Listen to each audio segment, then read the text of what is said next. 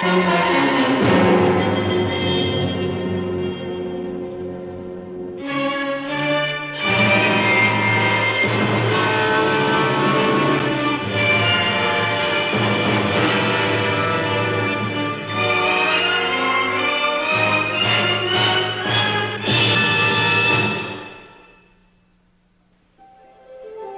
divers move around a lot. Today, I was in California. Tomorrow, I'd be 3,000 miles to the west. Hey, Daddy-o! I knew the voice, but I'd almost forgotten the face. It's me, Cougar Norris. Cougar Norris, a juvenile delinquent who straightened out a year ago.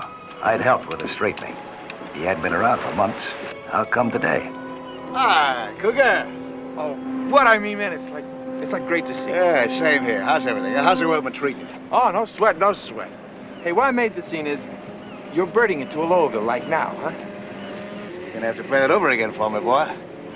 Crazy. You're flying to Hawaii tomorrow, right? Oh, yeah. Thanks for the translation. Only it's not tomorrow. It's tonight. Oh, cool. That's great. How's for taking me with? What? Yeah. You mean just like that? Sure. Why? Well, you see, the thing is, you'll need a diving buddy. And you buy me for nothing. You haven't answered my question yet. Why you want to go?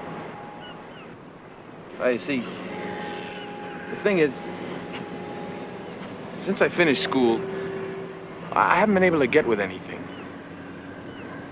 Maybe I ought to do the college bit. I know I can make that scene, or the job bit, you know, like Ma says. See, the only time I made it was when I was working with you.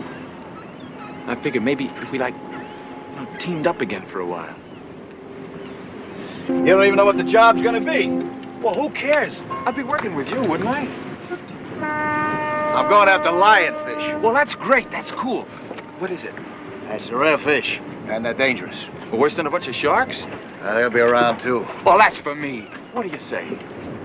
A lot of action in Hawaii. Be kind of distracting to you. Oh, I got no time for chicks. Oh, yeah? I'm not getting through to you, am I? Listen, I'd be with it all the way. And my bird fare wouldn't cost like hiring a diver would. There's Hawaiian divers, the greatest. Oh, I know that, I know. But they haven't got my charm or my personality. Come on. Okay. Gee, thanks. What time do we blast off? You'll be at the International Airport at 11 o'clock, huh? Here's hoping I can get you a ticket at this late date. I got faith, man. I got faith. Okay.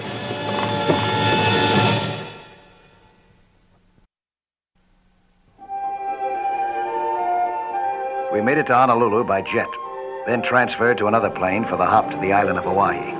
Visibility was limited when we got there. Mauna Loa, the island's biggest volcano, was acting up.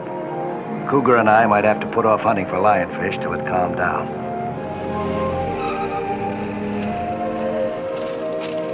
I kept the radio on next morning all the way out to our hunting grounds. Mauna Loa had been growling deep in its throat since dawn. If that's all it did, we'd be safe underwater. We might not be if it started coughing. Coast Guard Radio, Honolulu. Emergency notice to mariners. Volcanic activity continuing on Mauna Loa, southwest slope. All craft are warned to stay clear of area. This is Coast Guard Radio, Honolulu. Emergency notice to mariners. What do you say, Cougar? Still want to do it? I'm still with you, man. Lionfish are bottom dwellers. If that volcano blows, it's going to scatter them all over the place. No sweat. We're like duck 'em. Okay, man.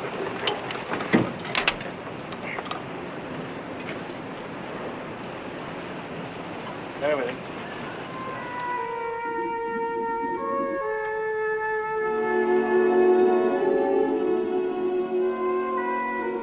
Cougar was with it, just as he'd said, real eager. It so happens, though, that eagerness doesn't catch lionfish. They hide out on the bottom waiting for food. It takes a lot of looking sometimes just to spot one.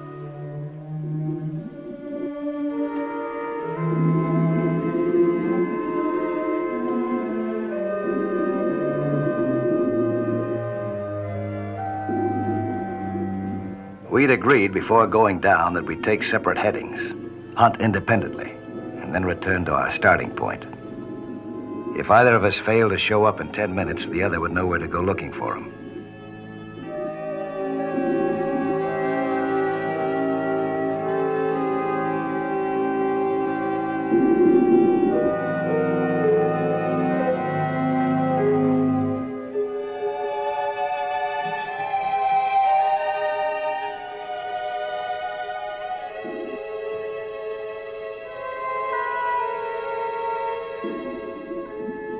I had searched in a circular pattern. Now, heading back to our starting point, I got quite a surprise.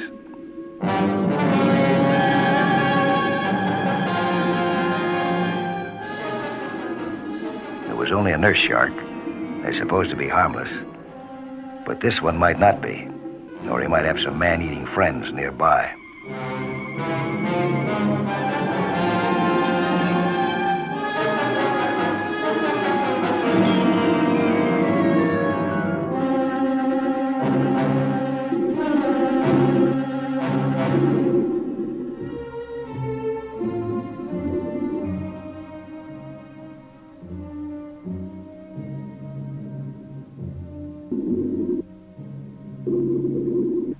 The 10 minutes were up. Time for Cougar to join me. But my buddy was doing fine on his own. He had spotted our first lionfish. Now he was moving into a position that gave him a good chance to catch it.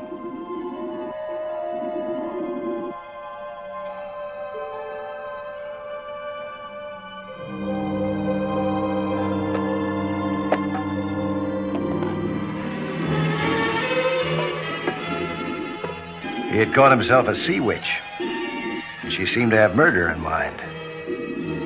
She was more than he could handle alone, that was for sure. No mistake. He needed a buddy.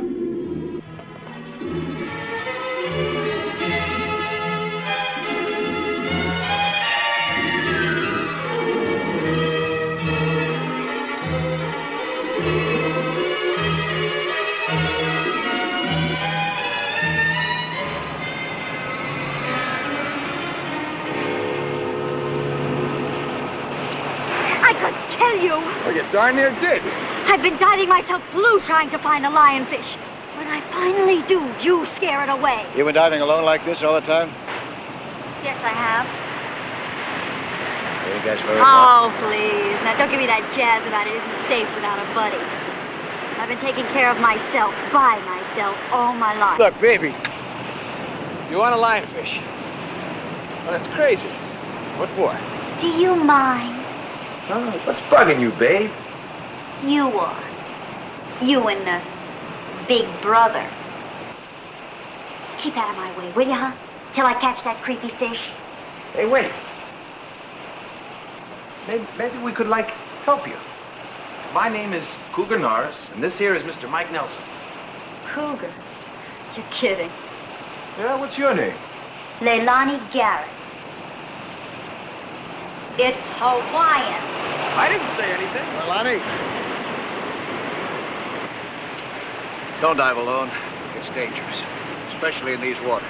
Why in these waters? Well, among other things, there's sharks in there. I just saw one. Oh, that's nothing. Yeah? Yeah. Well, listen. Sharks ain't all. The radio said that big... I know. Mauna Loa's got a tummy ache. It hasn't burped yet. So long, I hope. Dig her. She's more mixed up than I ever was. I think she is at that. She acts like she hates the whole world. It's the story of my life. It is until you straighten me out. Hey, I was thinking that maybe, you could... Thanks just the same, but I've retired. At least until I get this job finished. We've got 3 lionfish to catch. You know that, don't you? Well, 4. I owe her one. I thought you were going to be too busy for chicks. Somebody's got to help her.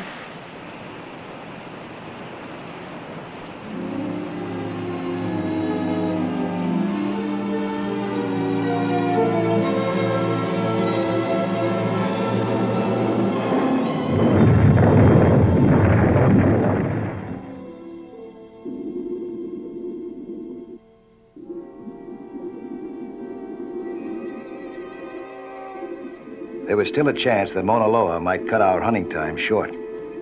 So I decided to divide our forces again. And I was fine with Cougar. He wanted to lend Miss Oddball a hand anyway, if she'd let him. She'd more or less have to. We had her net.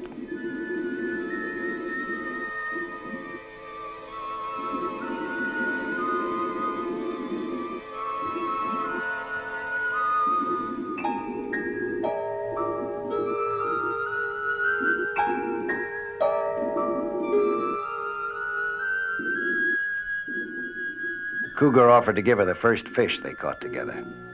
She bought the idea. Apparently that charm of his worked underwater, too.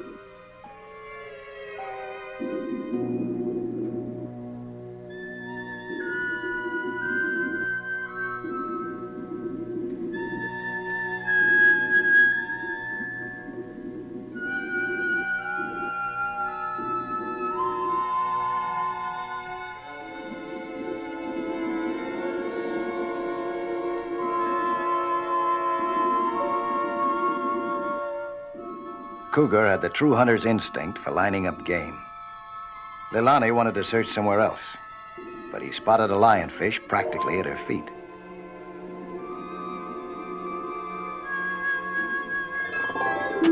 It got him and got away. Cougar played it cool. He told Leilani that he was okay, so she took off on her own. Cougar didn't know that lionfish poison usually takes a minute or so to strike the nervous system. Now it hit with paralyzing power.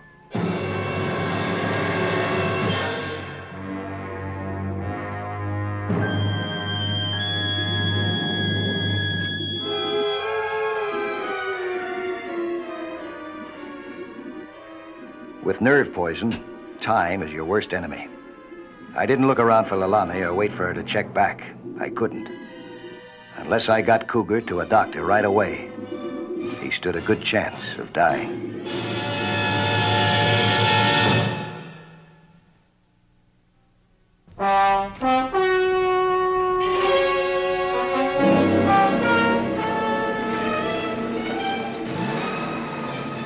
I radioed the hospital on the way in, so when we got there, not a minute was lost. All the same, it had been hours before the doctor gave me the news. Cougar would recover soon, thanks to his general good health. There was some bad news, though. I wasn't looking forward to giving it to him when he woke up.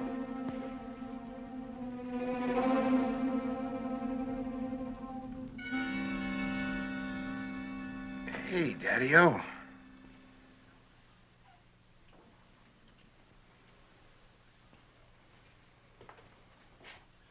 Ah, about time. You had me worried, boy. Yeah?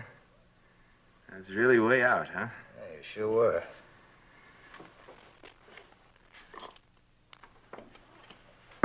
Oh, it's just my head. No sweat. They told me to call him as soon as you came to. Here, we'll put this by your head. Hey, I get back.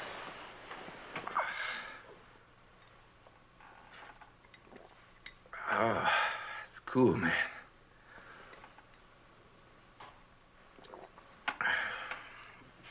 When do they spring me, do you know? Doc said tomorrow. Depends on how quickly you recover. It's quite a shock to your system.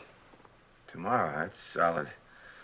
As long as that volcano doesn't flip its wig meantime. According to the latest report, it's quieting down. Crazy. Now, all I got to worry about is that Leilani chick. Oh, why do you figure you have to worry about her? Well, you know, somebody's got to, like, team up with her. Keep an eye on her. Just on the water, you mean?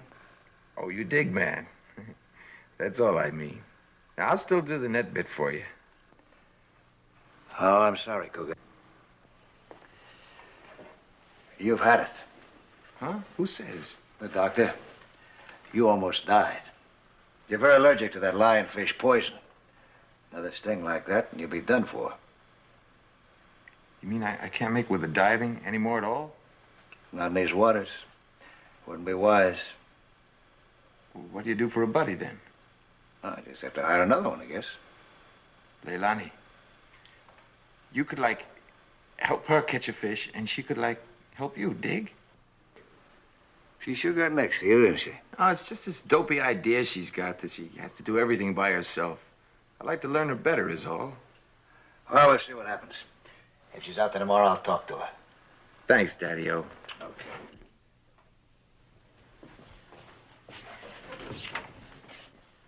Oh, no scam on me washing out, huh? Chicks don't get with a chicken. Here's all yours.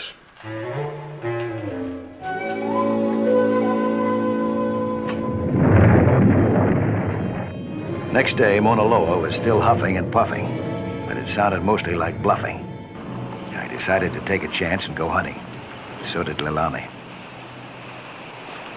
Hey! Hi. What was that all about yesterday? Oh, cool it, baby. I bumped a lionfish. Big Daddy did the rescue bit. A lionfish. Are you all right now? Crazy. He's not diving today on account of Mauna Loa. He's gonna stand by the radio. Yeah, I heard it's acting up again. My father phoned and told me to be careful or something. How does he make it?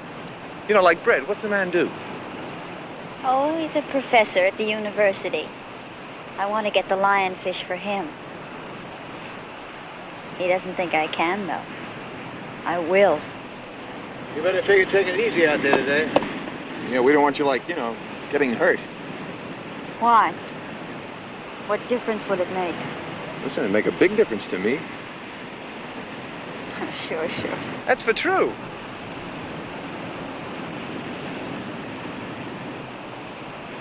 Lonnie? I'm gonna need some help out there today, huh? Maybe you might need some help too. What do you think? Should we team up, huh? All right. Good. Now you stand by that radio, you hear it? Here. I'm gonna tie this line onto me. And if you hear anything, you take up the slack in it, huh? And then keep yanking until I return your signal. Uh-huh. Listen, Daddy-O. Thanks a lot for what you did. Really.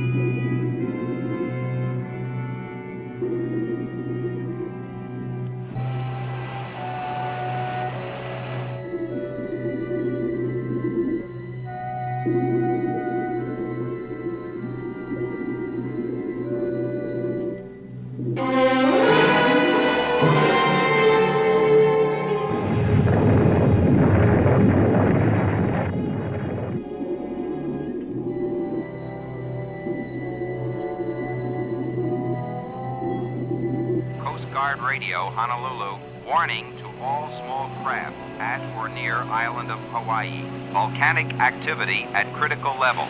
Underwater turbulence recorded. Possibility of tidal seas. All craft are warned to stand out to sea. This is Coast Guard Radio, Honolulu. Volcanic activity at critical level. Warning to all mariners.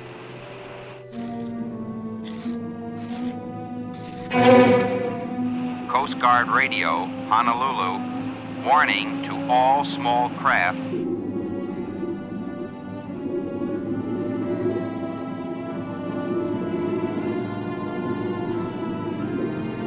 Turbulence recorded. Possibility of tidal seas. All craft are warned to stand out to sea. This is Coast Guard Radio, Honolulu. Warning to all mariners. Underwater.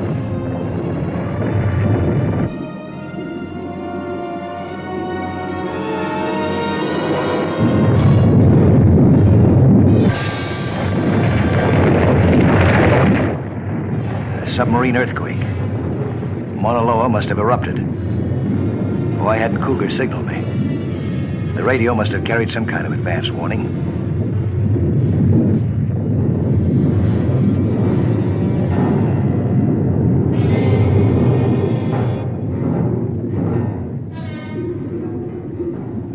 for us to get out of here. But Leilani suddenly was too frightened to move. I didn't have to look around to see what was scaring her.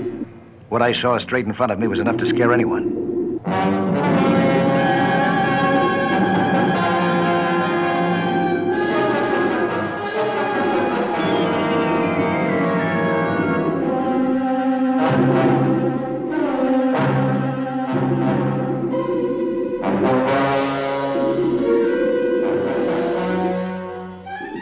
That did it. Leilani was in a panic now. The earthquake had stirred up the bottom dwellers. The ocean was boiling with fish, not only sharks, others just as deadly. Lionfish. They were everywhere. The last place in the world for Cougar Norris to be.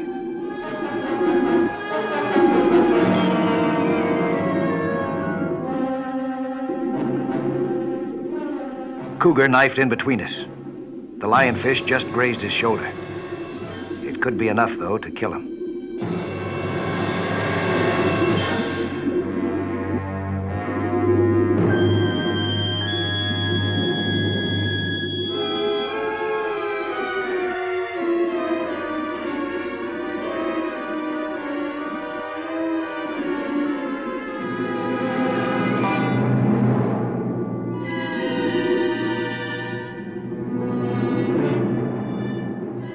To give Leilani a chance to get topside with Cougar, I nominated myself as shark bait. The nomination seemed about to be seconded.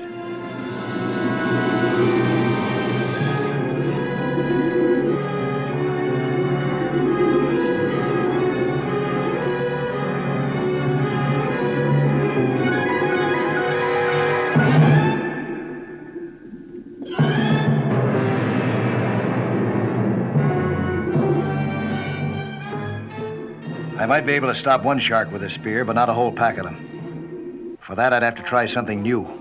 A squeeze bottle filled with liquid chlorine. It was supposed to repel man-eaters, but it carried no guarantee.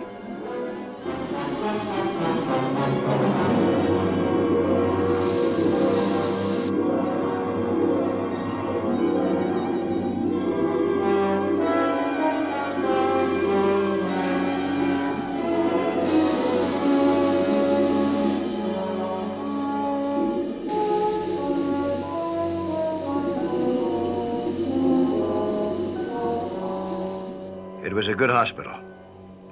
Cougar had almost reached the point of no return. But after 6 days, they'd managed to bring him back. A lot had happened to Leilani in that time, too. I told my father what happened and how I might have been killed if it weren't for you. And for you, too, Mr. Nelson. You know what he did? He cried. So your father does care about what happens to you, huh? I was wrong about him. Not just about him, Doll. Oh, sure. That's why you're leaving the islands with Mr. Nelson. Well, it was all your fault, Leilani. You helped me catch all the fish that I needed. I know. I'm sorry, almost. Dig her. I'm not leaving the islands. What? Well, you got mine, Cougar. Well, I got, something to do here. Yeah, I know, but what else? No. It's a job, man. Like for bread, Dig. At that ocean fisheries thing in Honolulu. The doc put in a fix when I told him. Tell him, what are you talking about? Well, you see, I want to help the brains, find a cure for that fish poison jazz. Okay? Okay. You bet it is. The ocean fisheries have an office on our campus. Did you know that? Well, what do you know about that, Daddy? Yeah, how about that, huh? Crazy, man. Crazy.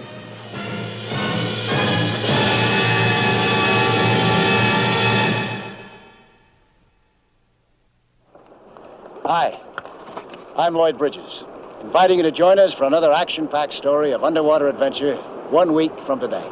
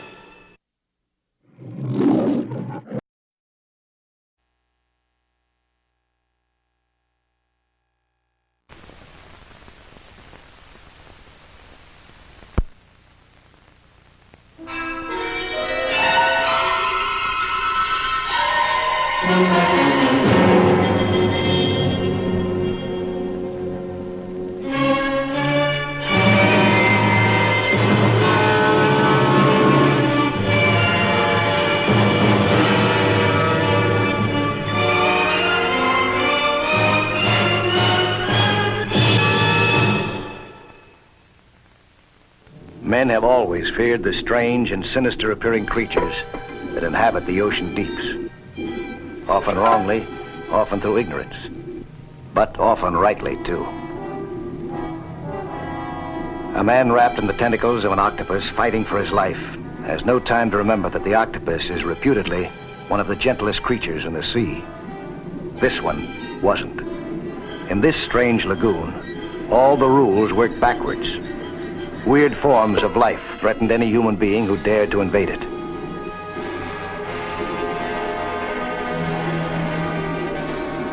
This man fought a losing battle against a creature which had no right to attack him.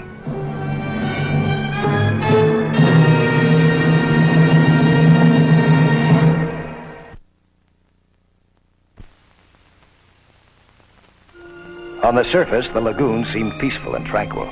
The tropical beach appeared to promise no surprises. But underwater, it was a strange and rare environment, a challenge to the imagination of the most experienced oceanographer.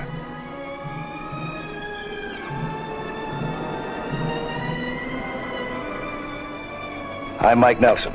I was in charge of underwater operations for a 4-man expedition seeking rare specimens in this natural laboratory. My partner and I had done pretty well on our dive. We brought up some never-before-identified fish for our aquarium. My buddy was happy. He had a right to be. Professor Dean Austin, a marine biologist, was making out all right on this expedition. His professional stature would rise considerably as the result. Dean's fiancée, Betty Raynard, a photographer for View magazine, was the third member of our party. Her diving buddy was a Tahitian, Andre Vallard. Where's Andre? I don't see him. Neither do I. He'll be coming along pretty soon. Oh, you were working together. Why didn't he come up when you did? Well, the fish he was chasing went down in a canyon, and if I'd gone with him, I'd have lost mine. Once you get locked in on a picture, you don't see anything else, do you? You can if you want to get a good picture. There are other things in life, dear. I know.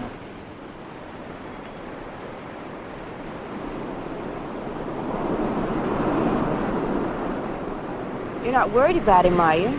He's a good diver. Well, even so. That lagoon's no place for solo diving. You better go look for him. I was more worried than I sounded. I had seen enough of the dangerous life in this topsy-turvy lagoon to have a premonition. And I was angrier with Betty than I showed.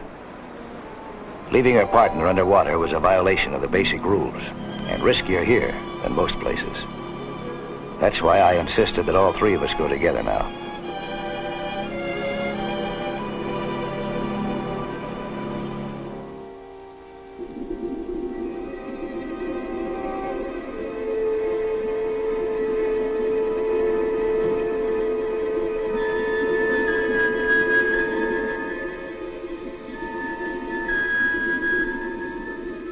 We headed for the area where Betty had last seen Andre.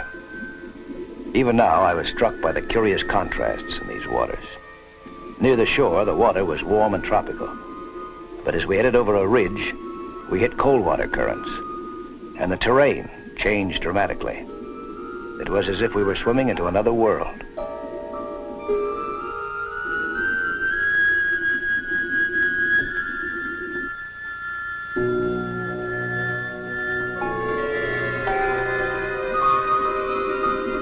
These anemone had no business in tropical latitudes. Dean's theory was that a submarine cataclysm or volcanic action had caused a deep water upwelling.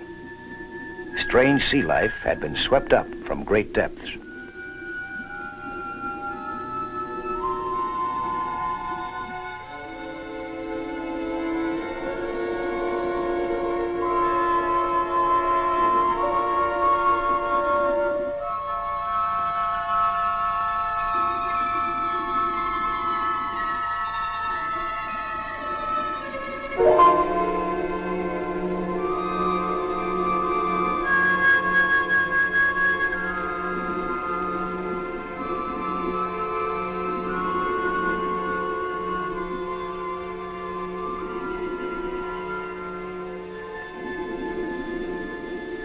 Betty was the first to spot Andre. went after him.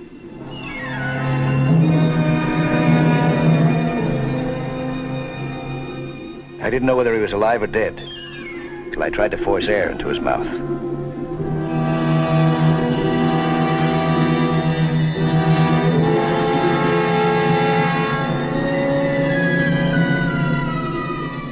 Finally, I knew.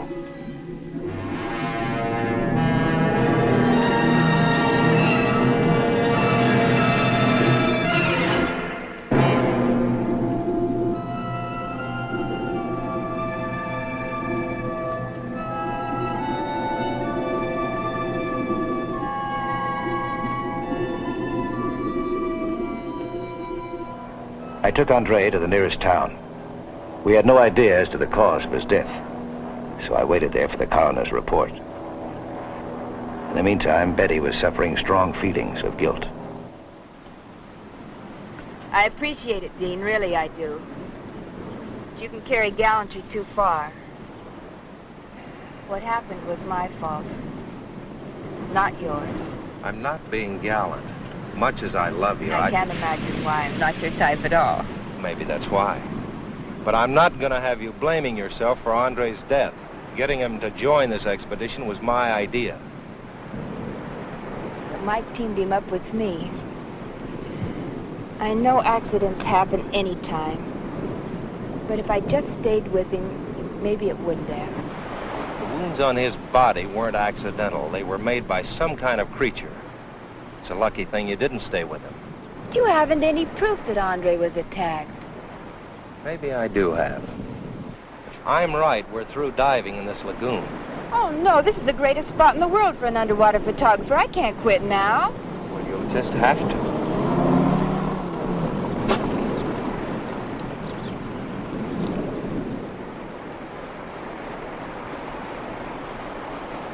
Mike, what'd you find out? The autopsy show anything unusual?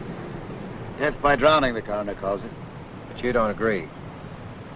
Well, he was drowned, all right. What about those marks on his neck and on his face? Dean thinks they were made by some kind of creature. Oh? You do, huh? What kind? Large octopus or squid. Their suction disc would leave marks like that. Yeah, that's what I thought, too. I don't know, Dean. I've handled octopi in the North Pacific. Good-sized ones. Never had too much trouble with them. Well, I know you have, but life in this lagoon is different, more vicious. I put a little octopus in this tank, a baby one. And every time I put my hand in that water, he'd jump for it.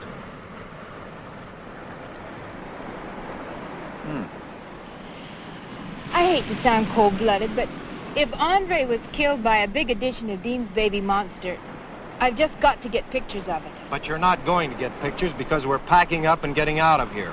But, Dean, you don't have all of your specimens yet. Well, that's true, and I'd like very much to continue collecting them with Mike. And I think we could without too much danger, but the risk of losing you is too great. You haven't sense enough to be afraid. You think it's sensible to be afraid. I don't. This expedition could make history. I think it's very foolish to call it off because you're afraid for my safety. I don't blame him, Betty. He just wants you to stay alive long enough so he can marry you. When you get interested in the picture, brother. I assure you I want to stay alive long enough to marry Dean, too. Darling, suppose I faithfully promise to stay in sight all of the time. What do you think, Mike? Well, those marks could have been made after Andre was drowned. That's possible. We'll never know if we quit now. You win again. Okay, let's get wet.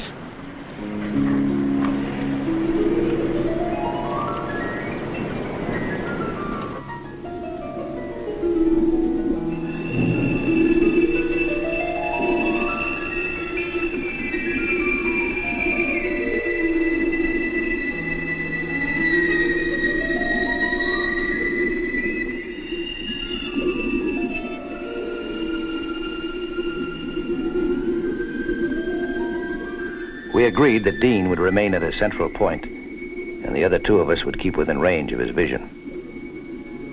Almost immediately, I saw an interesting cold water fish.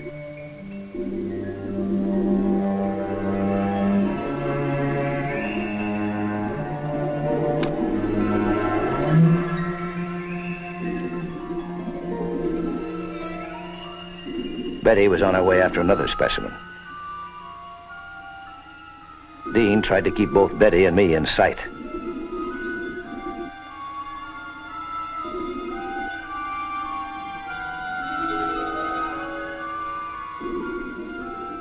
Betty was having trouble getting close enough for a good shot.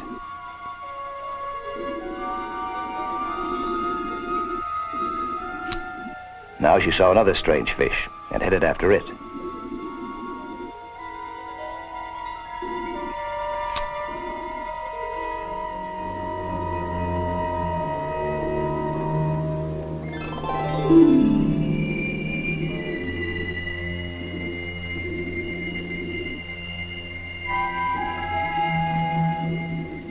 Betty was getting too far away. Dean decided that he'd better go after her.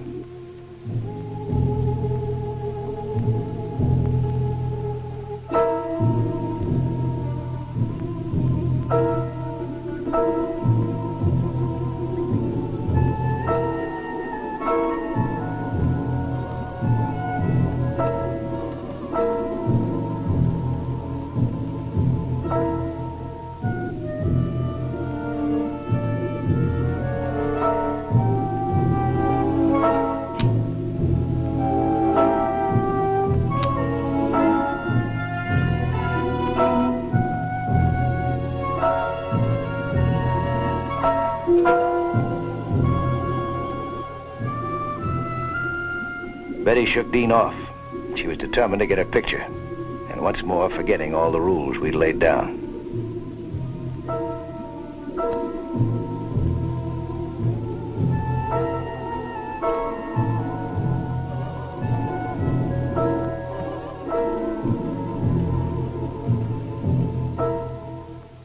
I had lost my specimen, and I suddenly realized I'd gone farther than I intended. I started back to our rendezvous point.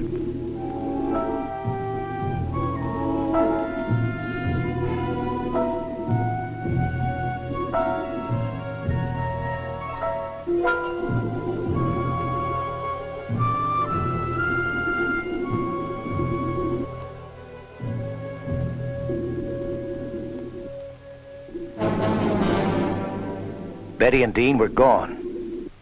Not even their bubbles were in sight. Maybe they had surfaced. Or if not, maybe I could spot their bubbles on the surface.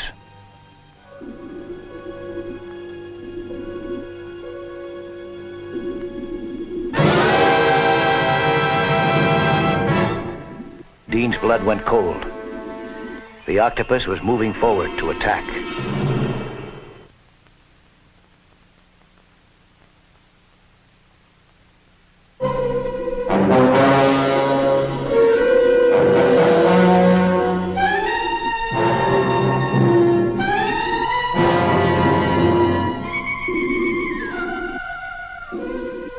The octopus is not supposed to attack man, but the creatures swept up from the deep in this lagoon were a new breed. Dean was trying to get Betty away from it, to safety, but she wanted her picture so badly that he had to pull her away by force.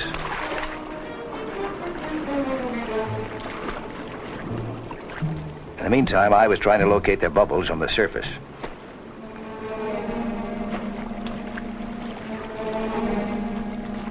I couldn't.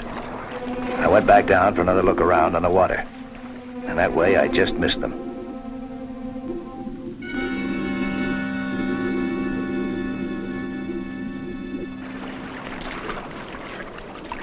Why did you do that? In another second, I would have had that picture. In another second, that octopus would have had you. He wasn't moving in that fast. I could have snapped the picture and gotten away. Do you want to get yourself killed? I'm not going to let you go back. Now, leave me alone. I'm going to get that picture.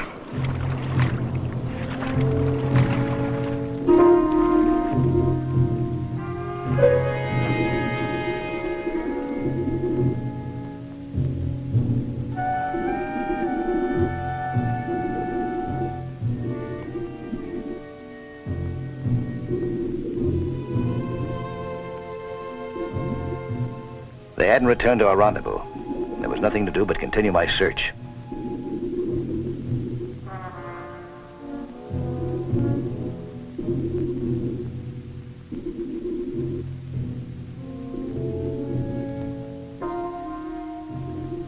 Unfortunately, I didn't find them soon enough. This time, Dean held his breath and let Betty try to get her picture.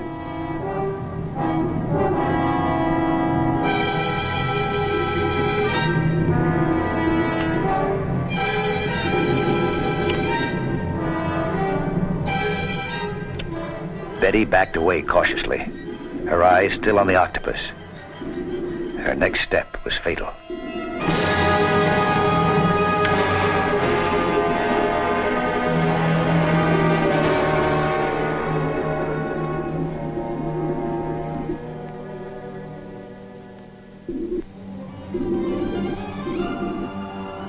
Dean fired and missed.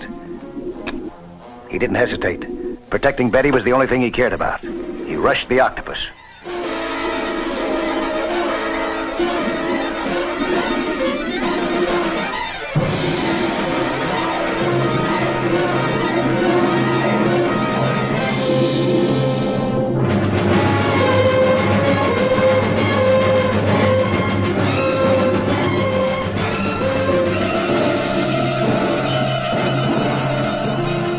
Betty was finally free, but she was so paralyzed with fear she didn't even think of her camera. Dean was fighting a ghastly losing battle, and all the time I was a couple of 100 yards away, still searching.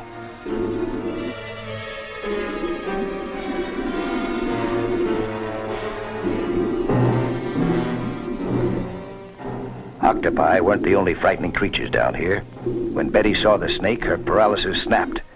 She had only one idea: to get away.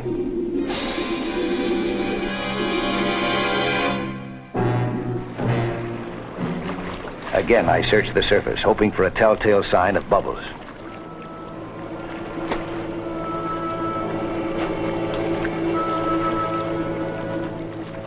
Finally, I saw them.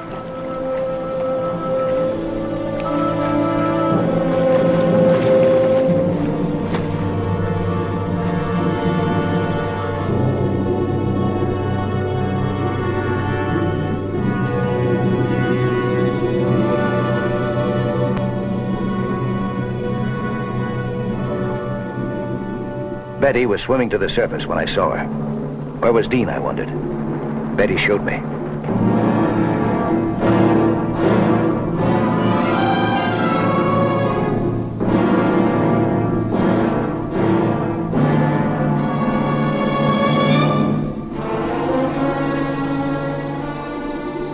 I never got the chance to help him, for suddenly there was another of these vicious giants.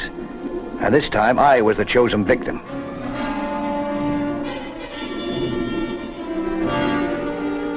I couldn't get a decent grip on him. It was my 2 arms against his 8. The tentacles were tough as steel, and the suction cups clung with a grip of death. The slashing beak nipped viciously at me. I fought with all my strength, knowing that this was life or death for sure.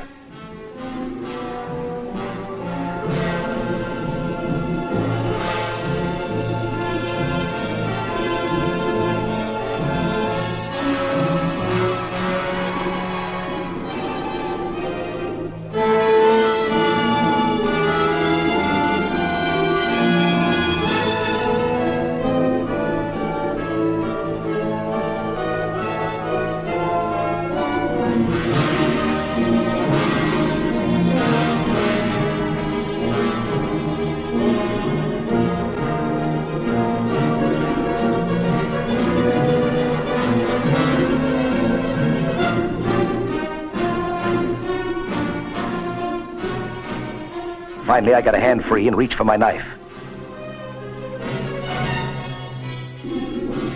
I slashed and slashed again and again. I couldn't find a vital spot. The creature's body absorbed the blows, and I didn't even draw blood.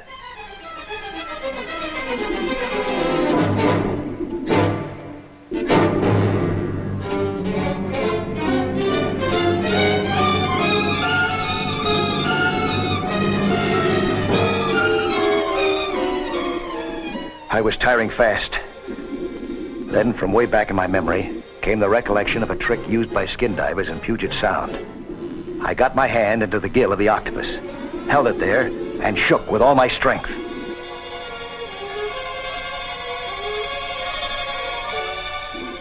That stopped its breathing as effectively as if I had choked it to death. At last, it stopped fighting.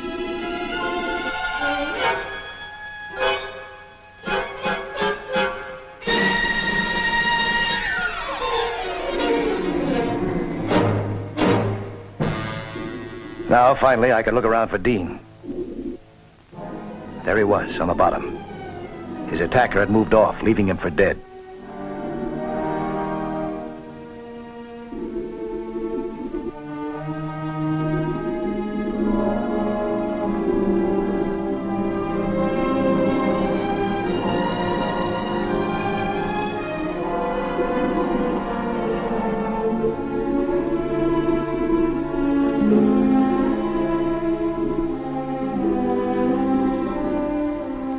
He was in bad shape by the time we got him ashore. Betty applied mouth-to-mouth resuscitation, while I tried to restore his heartbeat with a closed-heart massage. For a while, it didn't look as if we could bring him back to life. Breathe. Any pulse? No. Breathe. Breathe. Breathe.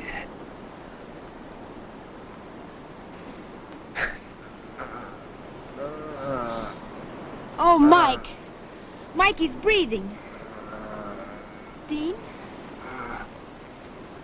Thank heaven you're safe. I was afraid you'd go back for another picture. I threw the camera away. What? Get that blanket, Mama. Let's keep warm.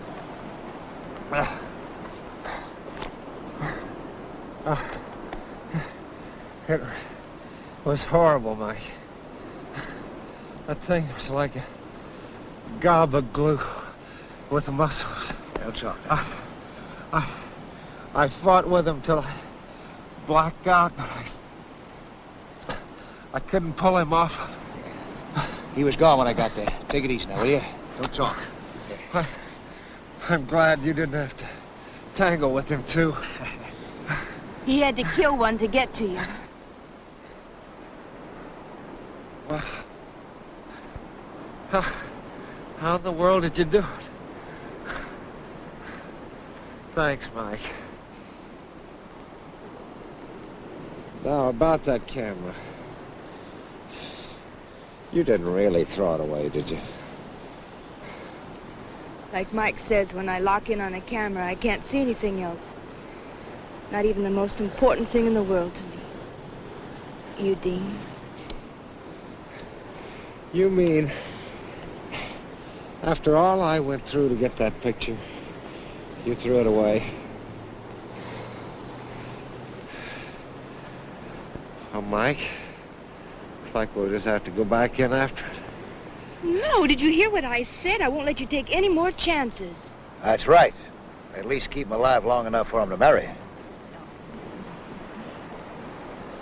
Come on. Oh. Put his armor on. You know how to do that.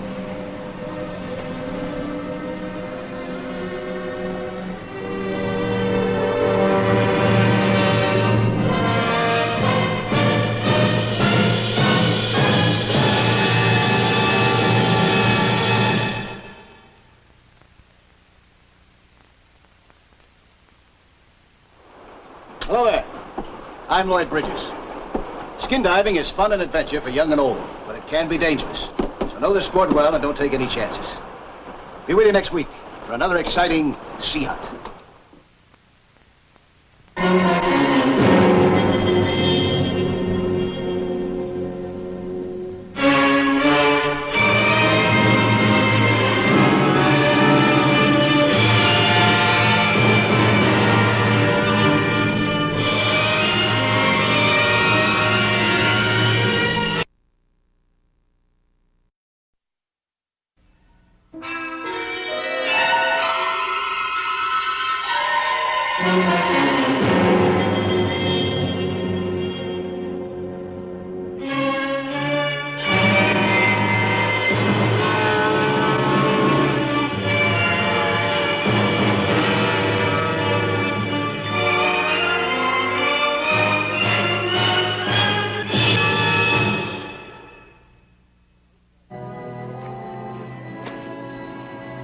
A Coast Guard cutter had set me adrift on a rubber raft a few miles from shore.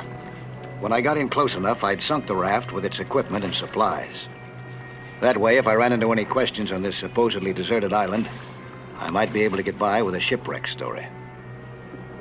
My name's Mike Nelson, professional diver. This trip, I was working for the government. If somebody was setting up a base here, they wanted to know it.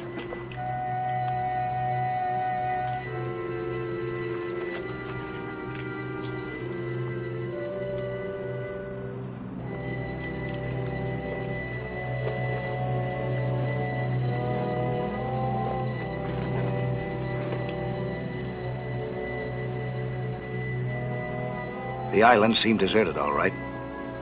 Not a living thing in sight, except me.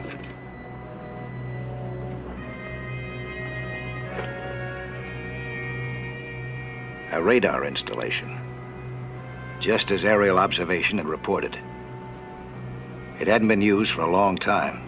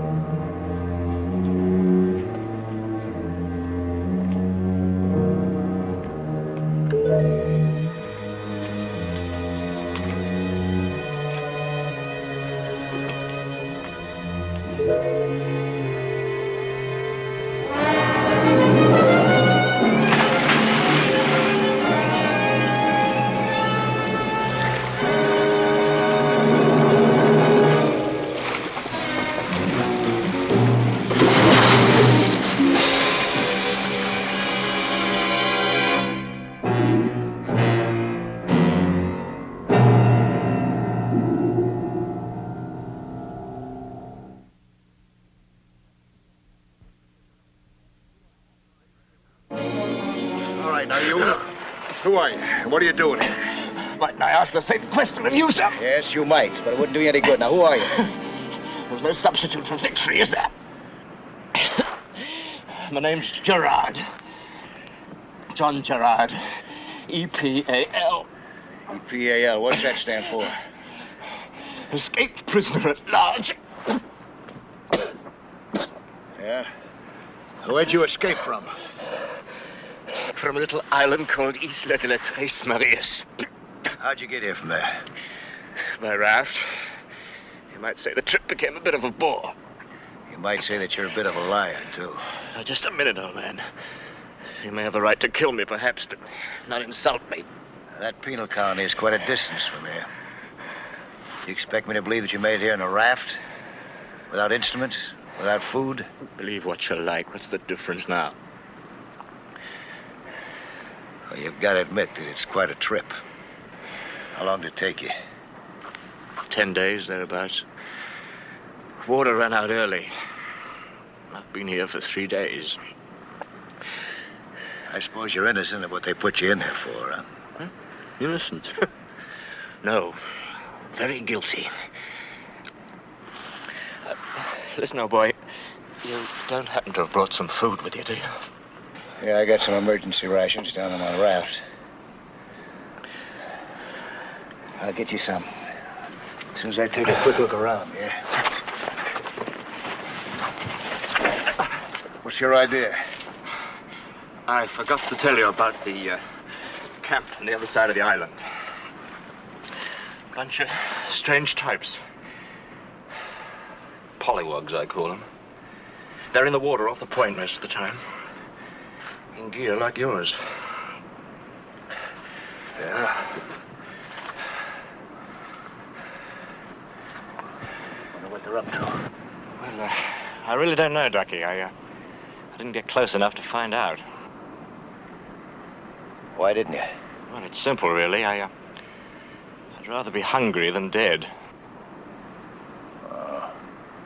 It's like that, huh?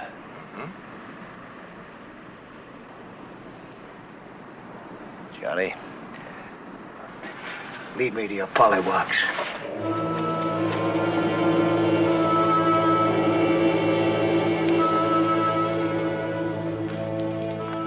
We made it to the other side of the island without being spotted.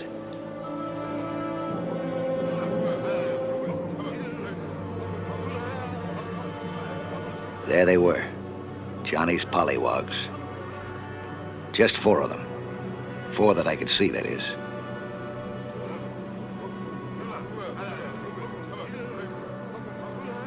You hear him?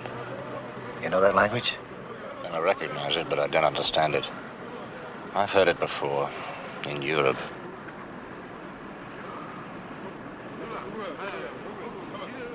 Let's get out of here, huh? We wound up back at the lagoon. That seemed to be the safest jump-off point for an underwater survey of whatever it was that the pollywogs had set up off the point.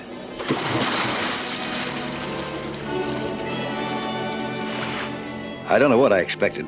Some sort of construction or installation, I guess. A submarine pen or a missile launcher, something like that.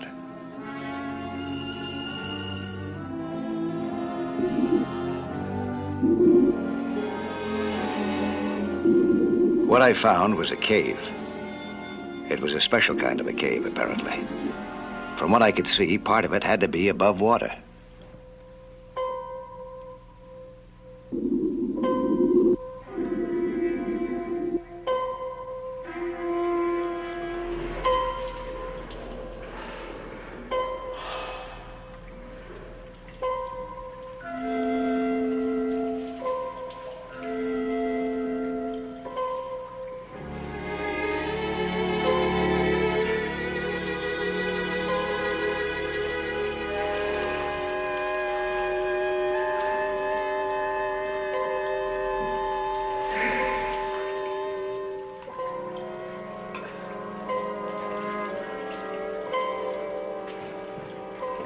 An underground warehouse with only one way in and out, underwater.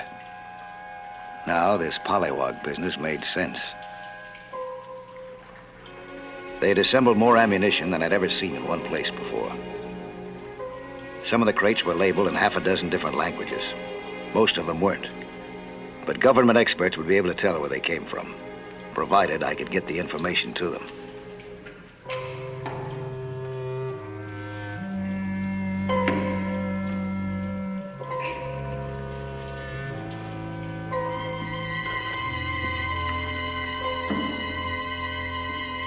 Aerial bombs. Could be enough of them here to blow up a city.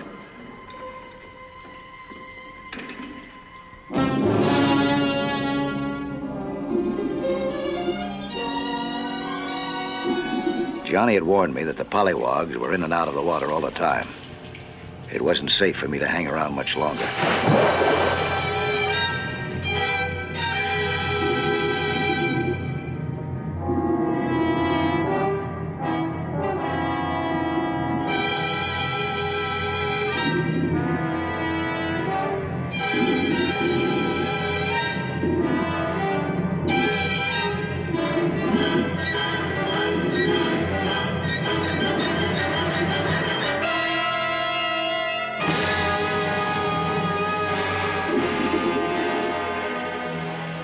I didn't have enough air to risk out swimming him, so I made sure that he wouldn't be able to follow me.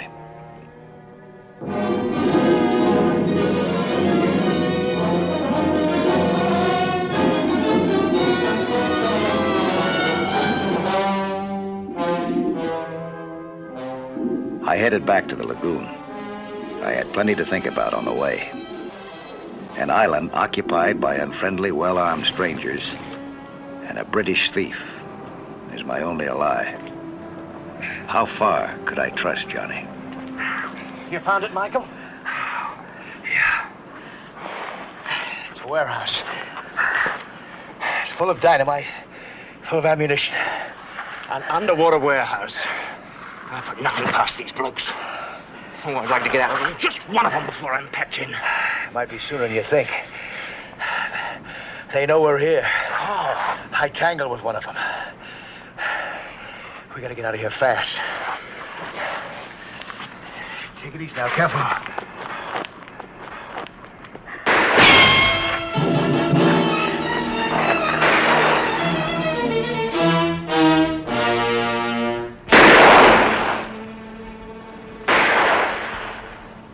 They're playing it carefully, Ducky. They don't know whether we're armed. Don't happen to have a rusty old gun or something like that, do you? I got a spear gun. Huh? My raft. Yeah, I saw you sink it. Raft, spear gun, rations and all. All right, Ducky. Get yourself a handful of rocks and let's have at 'em.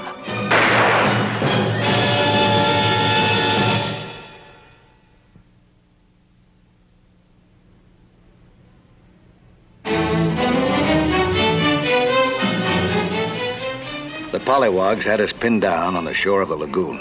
Our only way out was underwater. That's why we loaded Johnny down with rocks. Let's get out there.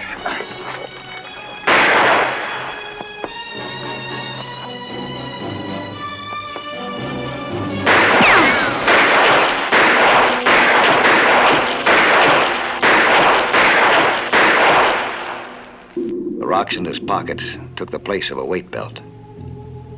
Johnny took to buddy breathing like a pro.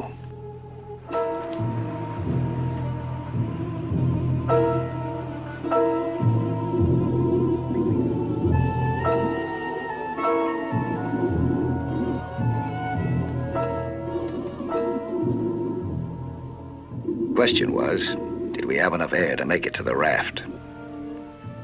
Now we were on my emergency reserve. Would it take us all the way?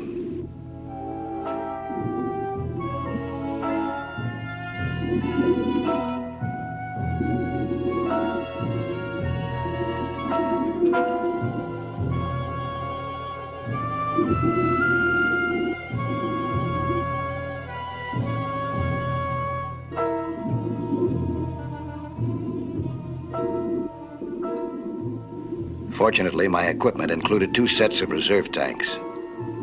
That'd get us back to the underground warehouse, all right. We had to get there. It was the only place where we had even a chance of staying alive till morning.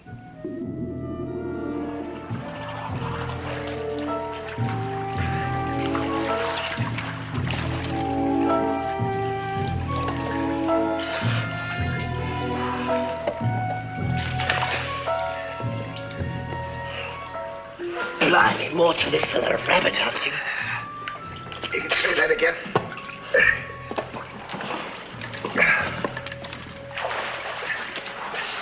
Stuff like this floating around South America will mean big trouble. Here, give me a hand. All right.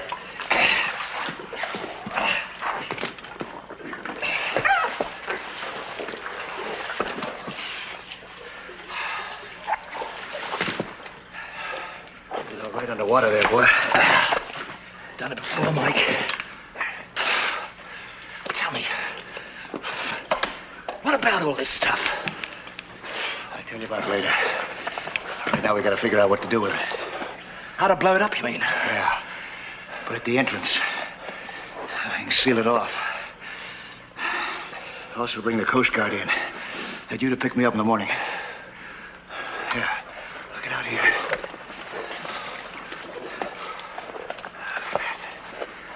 Through there.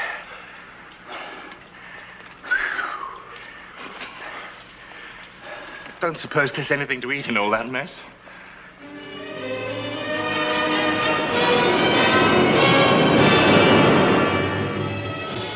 Maybe the pollywogs were saving up some kind of a surprise for us. Anyway, we spent the night in their arsenal without any visitors. Mike, this plan of yours to blow this place up, it's terribly important to me. These chaps, you see, these pollywogs, I've been at them before, you know. Yeah, I kind of figured you were. I don't mean to get maudlin, Margaret. There was a girl I loved very much. I thought she was all I needed or wanted. And she was killed. I was in special services. They'd dropped us into the country to start communications for some revolution or other the home folks were brewing. You remember? That was where I met Maria. She was a splendid girl. Real top drawer, at least to me. Suddenly, I wasn't content just blowing up this or breaking into that. Suddenly, I'd found something that put a whole new coat of paint on the world, you know. I'm sorry, Johnny. How did it happen? A tank. It was the first day, too. And that was the day that did it. That was the day that did it for John Gerard, Michael. There was nothing to go on for after that. There's always something to go on for, Johnny. You just have to find out what it is. No, you don't understand. Yes, I do. Life's rough at times. But that's no time to give up. I didn't give up. What else is stealing but giving up?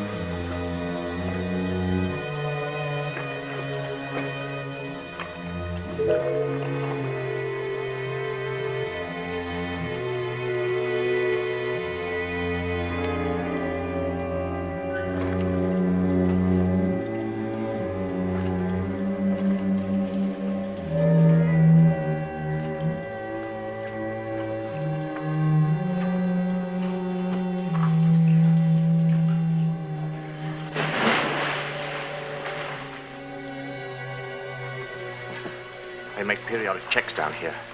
If they come down when we're rigging the blast, we've had it. Oh, we can't do anything about that. I guess the best way to blow it now is with this dynamite. Using a grenade as a detonator. Diversion reaction upstairs. That would do it. What do you mean? Would give you enough time to do the real job. I could hold them off if they come sniffing round for you. Yeah, but how you gonna do that? With some dynamite. You don't need it all, Ducky. And your spear gun. You know, like those flaming arrows the Red Indians are always hurling into your stockade back home. You're pretty ingenious, aren't you? Okay, let's get to work. I had done the major part of the downstairs job.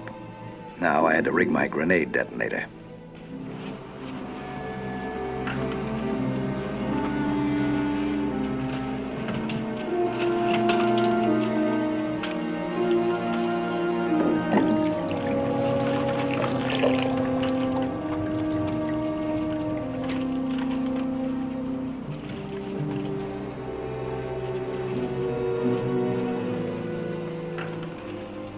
Topside, Johnny was ready and waiting with his arrows. He knew he had to keep that diver from going into the water and spotting me.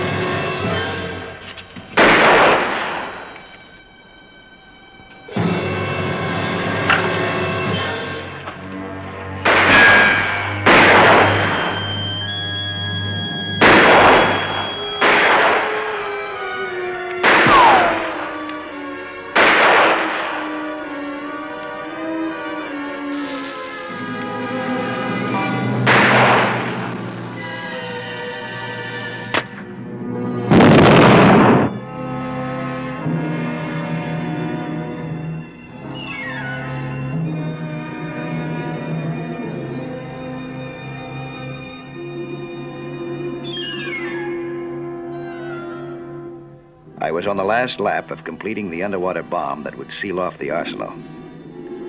What I had to do now was rig a trip device so I could set it off from above water.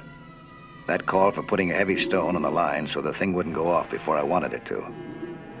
A hard tug would pull the line out from under the stone, and that would pull the pin on the grenade.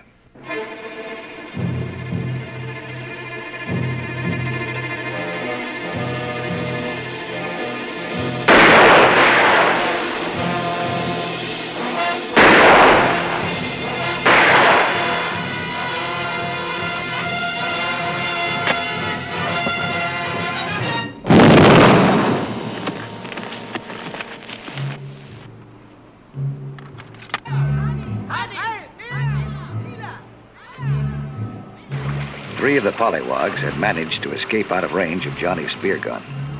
That meant that pretty soon they'd be coming into range of me. My line wasn't long enough. I tied the end to an inflatable buoy so I could locate it from topside when I got more line. But where I'd get that extra bit of line, I didn't know.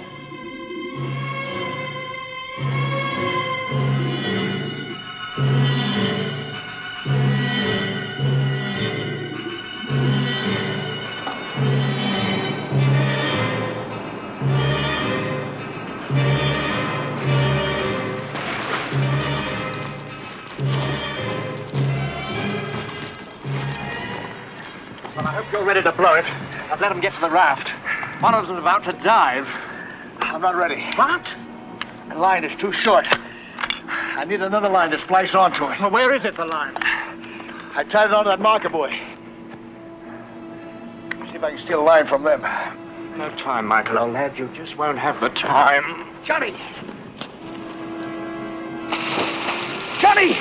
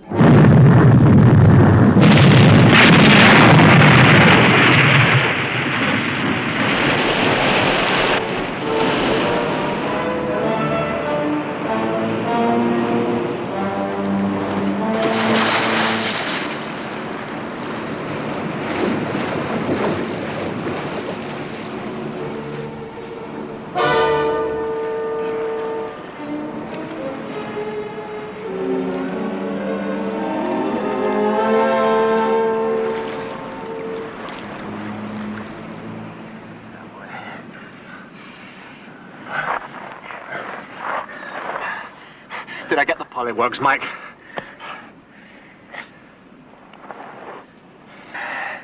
Hey, just picked your friends up. Well, good job all the way round, mate. You'll get a good pat on the back. Yeah, what about you? That's a U.S. cutter out there. What do I do, Johnny? I climb aboard her, Mike. I got in on a raft. I can leave on one.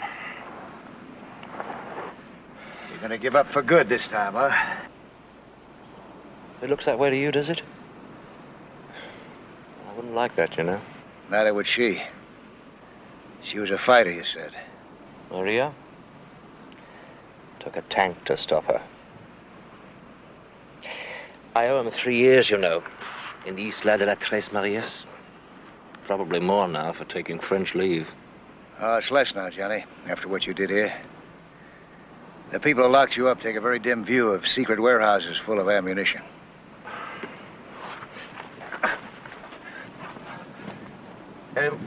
You'd put a good word in for me, would you, Ducky? I'll talk the warden's ears off. Oh, no, I meant with the captain out there, oh boy, on your cutter. Don't worry. He won't throw you in the brig. I'll see to that. Oh, blimey, not that. All I want is a little something to eat. Let's go get it then.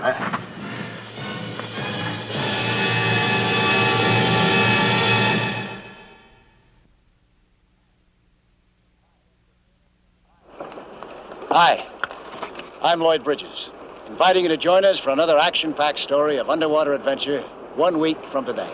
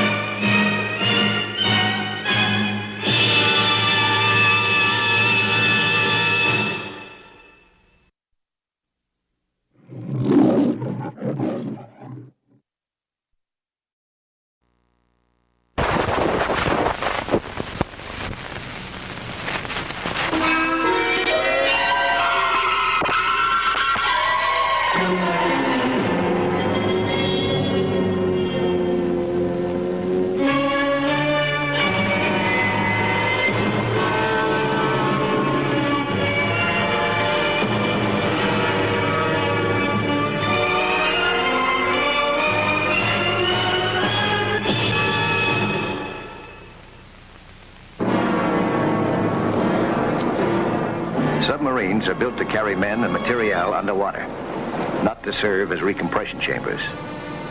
But where a regular chamber isn't available, the escape trunk in a modern sub can keep a diver from dying in agony from the bends. That's what we were shooting for now, the Navy and me, like Nelson. We were trying to save my partner, Jerry Blaine, from dying that way. Without recompression, he would. He had come up too fast from a 100-foot dive without giving himself a chance to adjust to the pressure changes on the way to the top. I'll check you out as soon as you get set up there. Mike, you getting the bends too? It's just early stages. Don't worry, I'll take good care of him. As soon as we get under pressure. The pressurized trunk would give Jerry a second chance. If his mind and body could stand it for close to 24 hours, he'd come out alive and uninjured. So would I. Now that wheel secures your deck hatch cover. Water pressure will keep it sealed unless we get too much air pressure in here. Now there's your air valve. I'll be in charge of pressurization outside. Here's a first aid kit. Now we've rigged up an intercom. I'll be on it down below. Let's get this show on the road, huh? We'll submerge as soon as you're sealed in here. Okay. Your foot. I got it.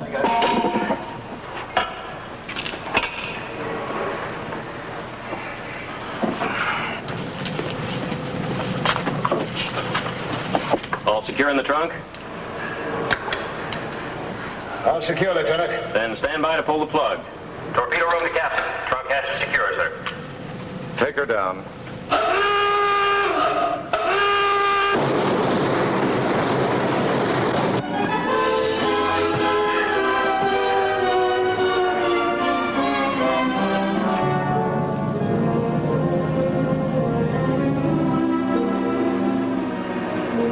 We'll be under pressure soon.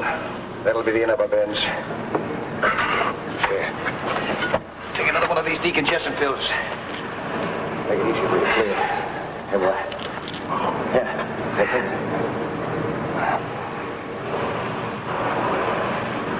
30 feet.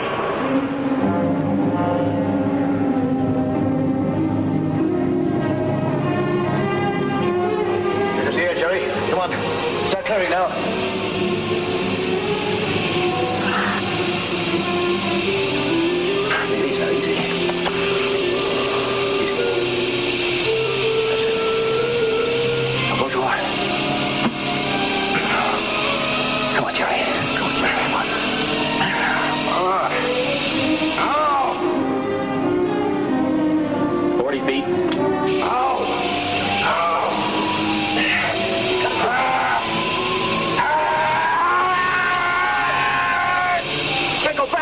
We can't go up now.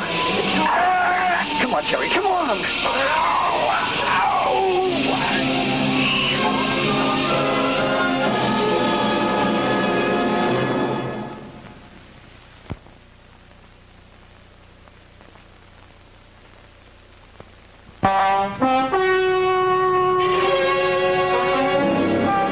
We were sealed in the escape trunk of a submarine, which we were using as an emergency recompression chamber.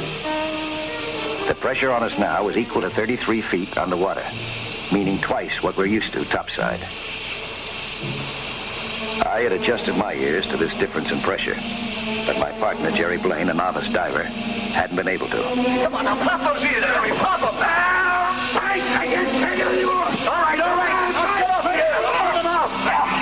Shut her off, Jerry, boy. It's all right, boy. It's going off, Jerry. It's off, Jerry. Not too hard. Not too hard now. They'll pop all right. Just give it time now. Yeah. It's okay. Why did you turn off the air? Are you okay up there? Yeah. We just had a little trouble clearing. All right now. Turn the air back on. Roger. All right. Start clearing, boy. Come on, start clearing. Keep. That's it.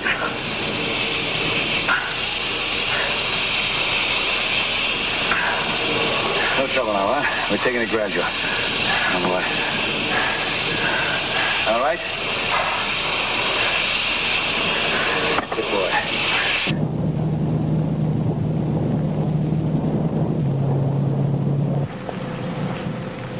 Passenger secure? Oh, yes, sir. I sure hope that pressure cures Blaine. Swell guy. He's a Medal of Honor man, you know. I've heard of him, of course. Nobody flies jets like he does, even rockets. Watch the pressure. You know the danger to the ship. Yes, sir. 60 feet down.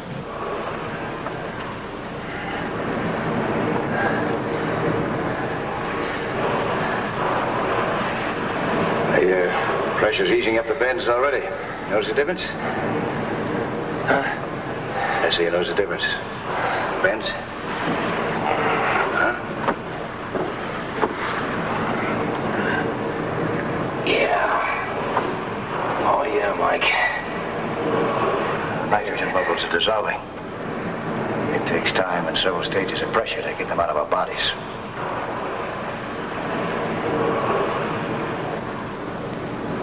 This whole deal is being worked out per, well, they call it Navy recompression treatment tables. It's a little different from the problems you're used to, huh?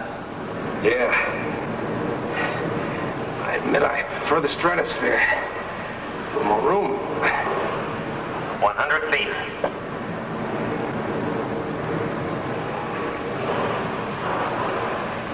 That's how deep you were before. It was rougher than two working around that wreck. Yeah, but I had a job to do. Finding out what went wrong. I had to get down in that rocket. Uh-huh. And you made it. Your first dive, too. That was really something for a beginner.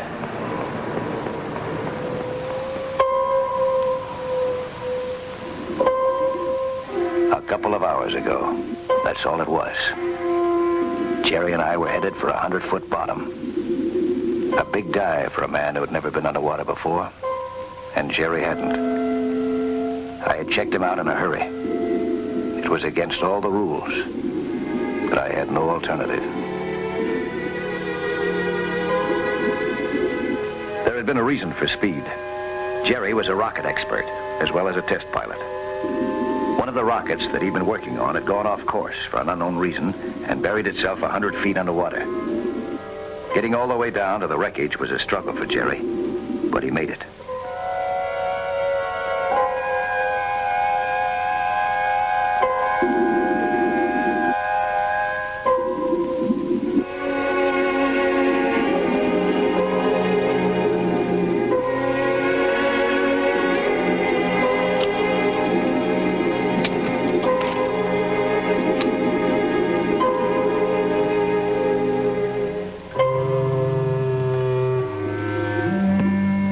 The rocket was armed with a destruct package, which hadn't exploded yet.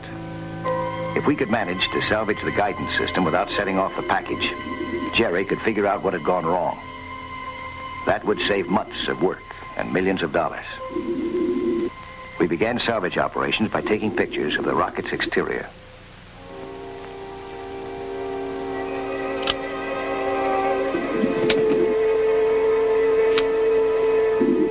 Jerry decided, apparently, that we couldn't get in from this end. We'd have to try the rear entrance.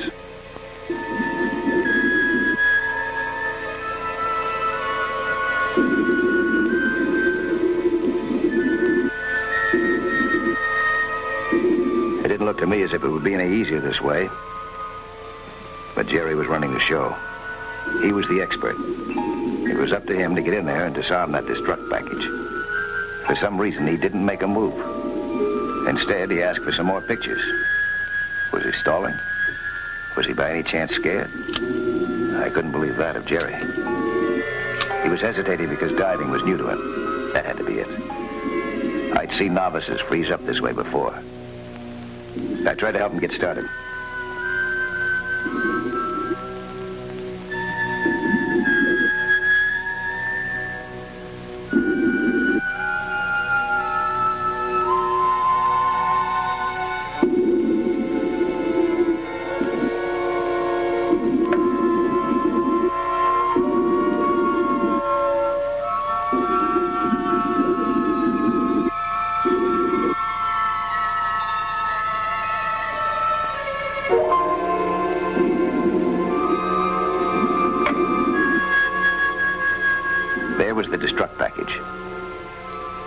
Jerry tried to disconnect it from the guidance unit.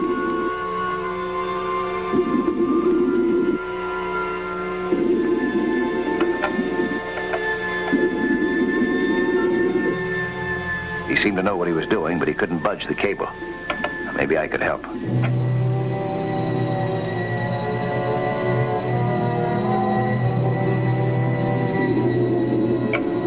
But combining our efforts didn't do any good. Jerry signaled me to get out my saw and start cutting through the braces which supported the guidance unit. He would keep working on the cable that connected the unit with the destruct package. As long as they stayed connected, we were working on borrowed time.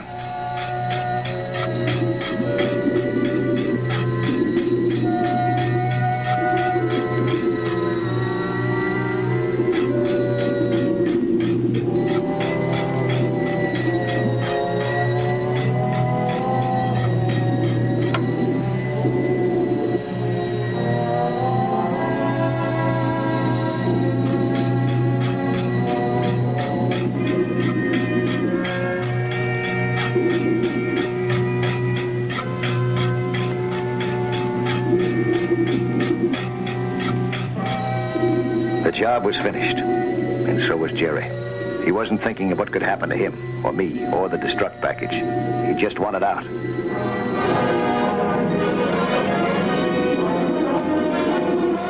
Jerry dashed for the surface, without even thinking of stops for decompression.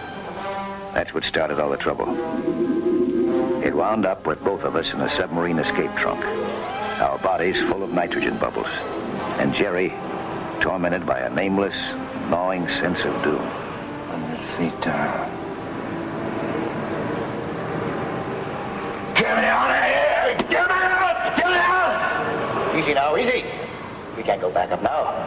We just get the bends all over again if we do. Oh, water. It's the water. It's the water.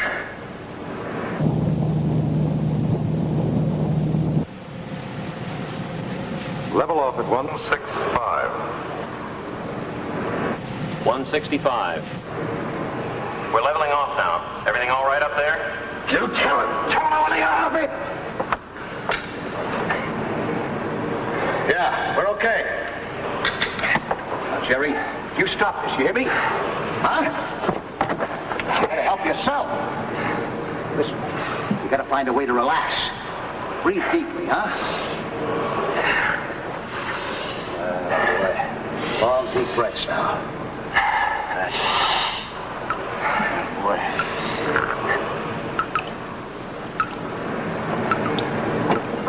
It's leaking. Tighten it! Now, it's as tight as it'll get. Tighten it! We'll drown in here!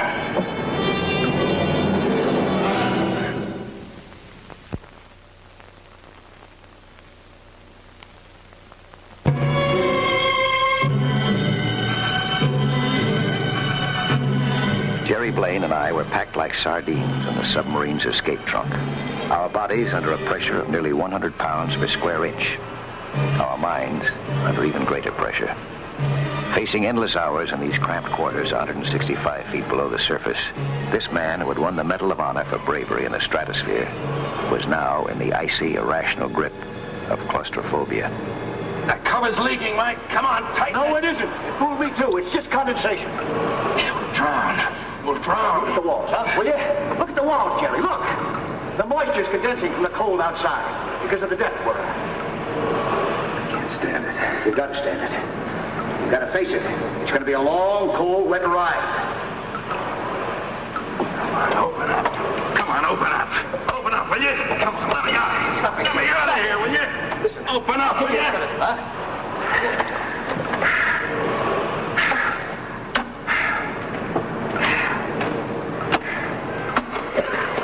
I knew Jerry's problem.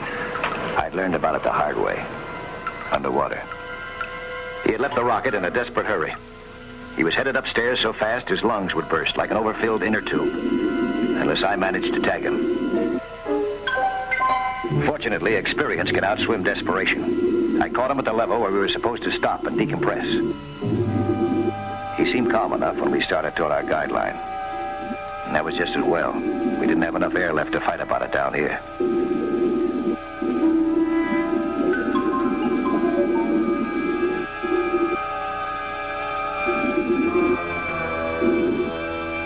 I signaled to him that we'd have to remain at this level for a while, he panicked.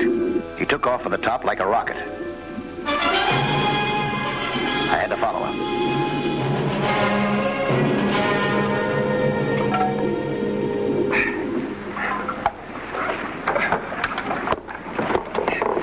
We gotta go back down.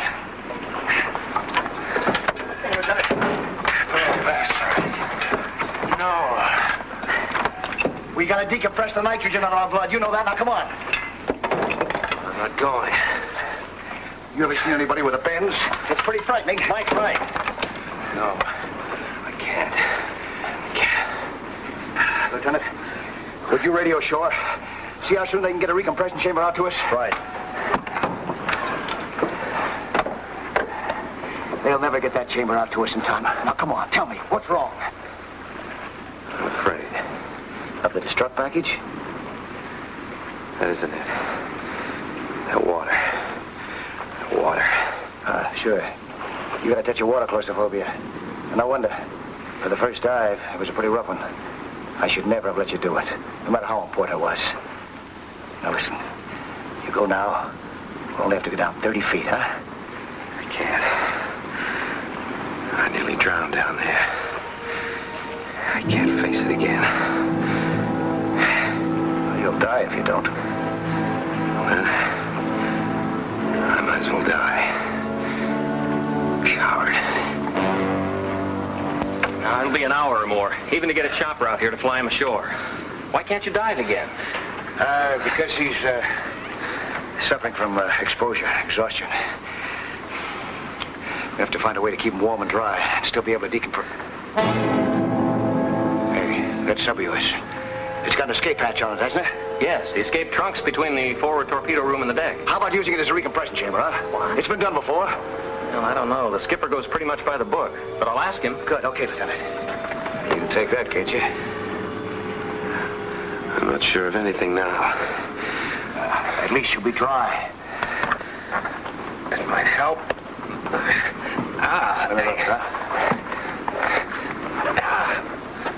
We better get in the cabin, huh? Yeah. We'll keep warm. I know, sir, but it's an emergency. Well, there's a risk to the ship if the hatch blows. Let me talk to him, Lieutenant. Commander Murdoch, Mike Nelson. We're facing a casualty here. If we don't take action, Cherry Blade may not be alive to make his report in that rocket that he's checking. You're standing by to cooperate. We need you, sir. You want us to complete our mission, don't you, Commander? I wish I could help Nelson. I'll radio headquarters for approval.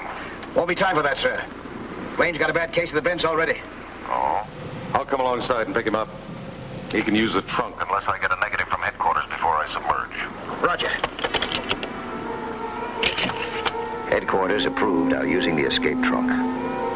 We were stuck in it for a long, long trip, and Jerry was suffering claustrophobia. All right, take off your coat. For what? I'll give you a shot. It'll relax you. Look, I don't need a shot. I'm not sick. It's chicken. I don't buy that. Took a lot of guts to fight something the way you did. Now, come on, take your coat off, huh? Thanks anyway. I'll try and sweat it out.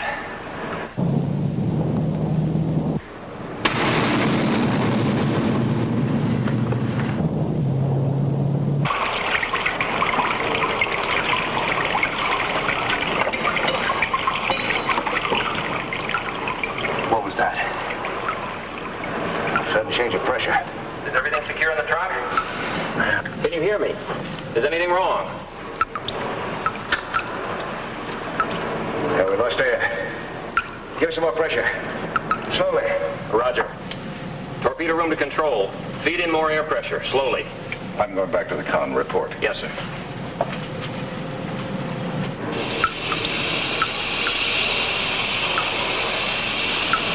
Hold it, that's enough. Right, we're back to 150 again. Okay. Gonna be okay now. Can't take any more of this. I'm getting out of here. How much longer? Not much, not much. Lie to me. How much longer? Come on, let me out! Let me out of here! Stop it! Let me out of here! Come on, let us out, will you? Open this thing up! Will you? I don't care anymore, see? What's wrong? Are you flooding? We're okay. Just another touch of the bends is all. You haven't finished your job yet. What about the rocket program that you're so proud to be a part of? I wouldn't be able to tell them what you learned down there. If you went down that hatch, that'd be the end of you. And your report. Yeah, I know, but... Jerry, I tell you, you stick around long enough to make your report, huh? Then I'll get you out of here. I'll try. Good boy. Lieutenant, plane wants to make an urgent report on the rocket. Can you record it? I'll get a yeoman to take it down. Okay.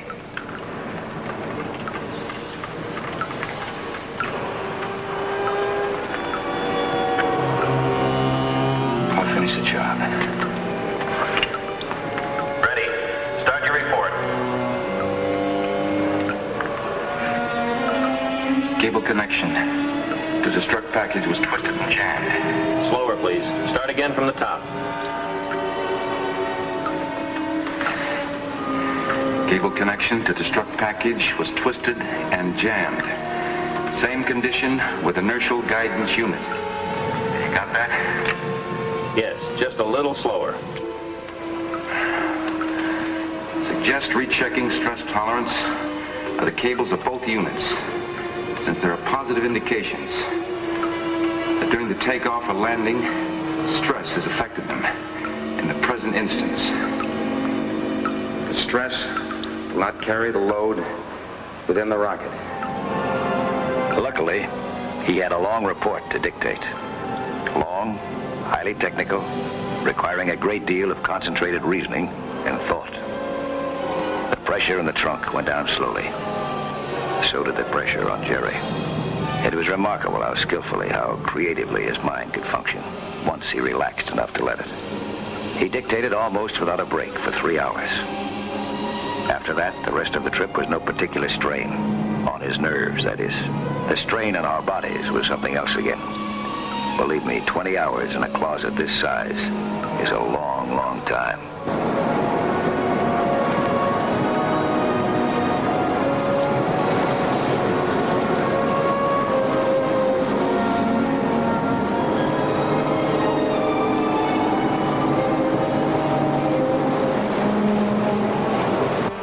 Pretty clever, weren't you? Huh? Pretty clever. Well, it's amazing what happens to you when you got a job to do. Stand clear of the lower hatch. Speaking for myself, I'm glad to get out of this sardine can. Oh, don't stay on my account. Don't worry, I'm right after you. Go.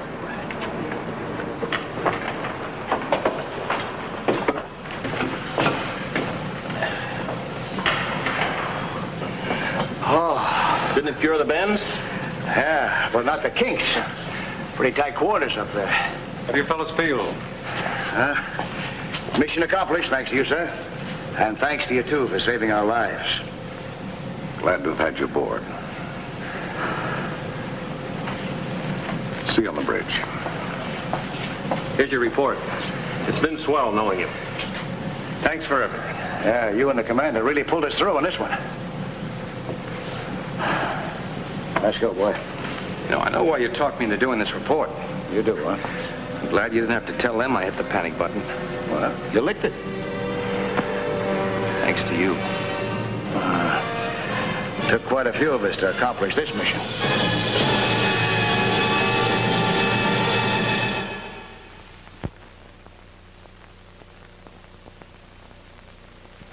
I'm Lloyd Bridges. You know, 3/5 of the world is covered by the sea. And how little most of us know about that underwater world. Go below with us again next week, huh? For another thrilling adventure in Sea Hunt.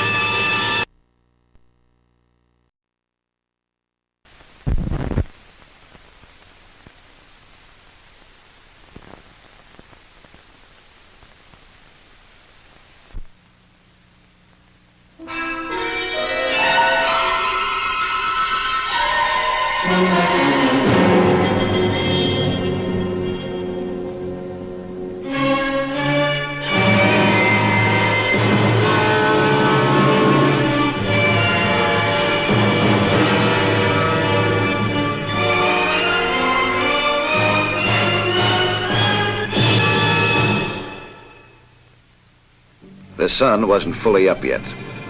The plane couldn't be seen from ashore. The only other man aboard was the pilot. He was the man who persuaded me to come along. Persuaded, did I say?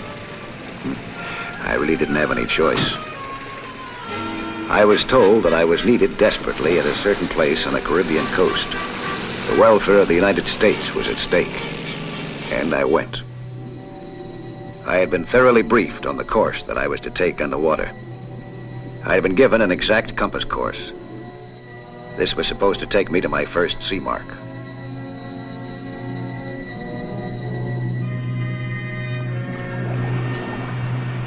There was the buoy I'd hoped to see. I was right on course. My instructions were to swim 200 yards past the buoy on this heading.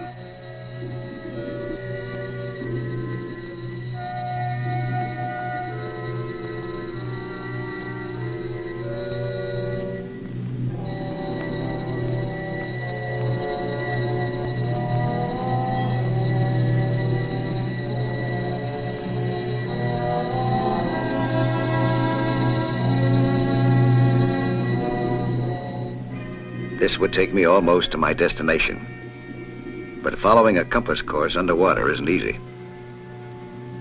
From here, I was supposed to be able to see the place where I was to rendezvous.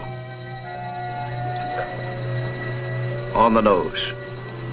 Now, if I could just get into that house without being seen by anybody up or down the shore, I'd be all right. That is, if it was the right house. The boathouse attached to the main building fitted the description I'd been given. But that was true of a lot of houses along this shore.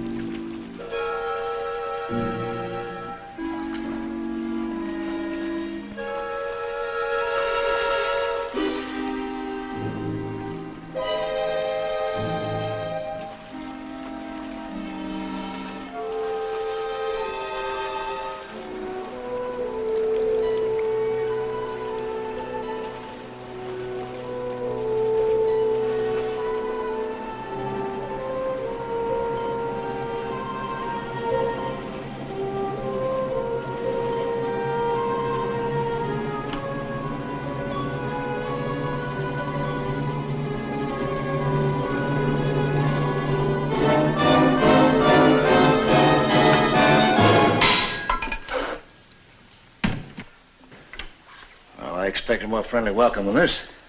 Why? Well, maybe after I give you a certain 5-digit number. Such as? 956-34. Name me 3 colors. Blue, magenta, and yellow. What's my name? I don't know. Thanks for coming. Okay. You'll find some dry clothes in the next room. All right.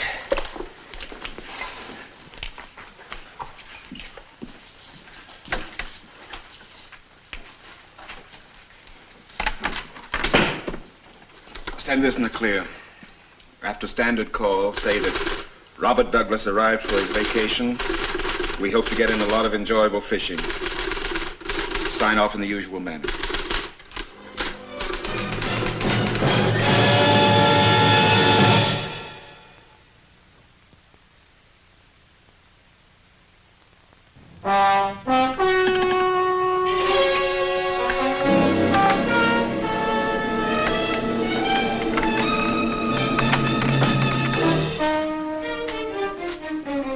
Well, it isn't mine. Hey, it is a little loud, don't you think? Under the circumstances, it's the best we could do. I suppose I get used to it. I'm sorry I greeted you with a gun in hand, but you never know. I understand. Well, my name's Mike Nelson. I suppose you know that. What's yours? Steve Walker. But, of course, that's not my real name. Oh, no? Well, I'm afraid I'm stuck with Mike Nelson. No, you're not. You're Robert Douglas, a geologist on vacation. This passport and these papers will prove it. Oh. Okay. I'm Robert Douglas. Boy, things sure happen fast sometimes. About 24 hours ago, I was in Los Angeles minding my own business. And a Washington official, a longtime friend of yours, dropped in to see you. Well, that's right. Yeah, and he described you and invited me for a little swim. You could have refused. You can still refuse. Oh, that's not the way my friend put it. I'd still like to know why I took that little swim. We're in a little Caribbean country that's friendly to our country. Now, if some other big power wants to anchor a yacht more than 3 miles offshore, this little country has no right to ask why or to poke around finding out. And technically, neither is our government, right? Right. But if a geologist on vacation named Robert Douglas gets curious as an individual... No international complications if he gets caught. Or if he gets killed. We don't count on your getting killed. No, neither do I. Well, what's the job, huh? There's an underwater installation going in here, putting any city in the U.S. within missile range. We want pictures of that installation, close up and in detail. Okay. When do I start? In 2 hours with the change of tide. In the meantime, I suggest you establish yourself in the town as Robert Douglas. My information is that you've never been on this coast before, is that correct? Well, no one knows me here, if that's what you mean. Why can't I just, be taking a vacation as Mike Nelson? Because he's an officer in the Coast Guard Auxiliary, that's why. Oh, yeah. See what you mean. This right?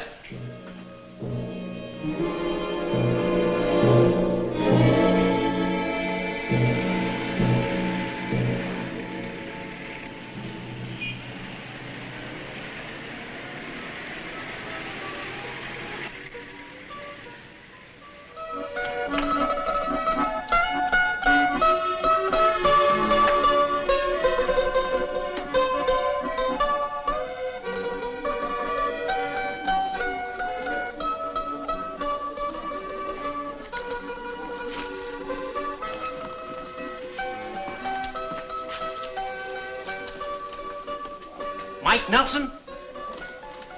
Ah, you old son of a... How the heck are you, old buddy? Oh, God, what are you doing down here? You know, a newspaper man's work is never done in one place. Neither is yours, huh? Oh, I'm on a vacation down here. Yeah, your work's your vacation. You're down here on a job. I am, huh? Listen, old buddy, I'm always in the market for a good story. Oh? Well, good luck. Look, Mike, I'll level with you. My wire service sent me down here on a tip. They did, huh? Why would a half a dozen foreign military attaches check into this hole? On vacation? Mm-mm. And why should you? I'm on my vacation. I don't buy that. You fit into this somewhere. Well, sure I fit into it. It's a great place for divers. Yeah, nice weather. Warm, clear water. You got that in California. Nothing like it is here, though. Look, Mike.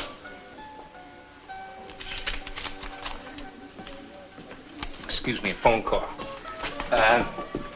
I'll be right back.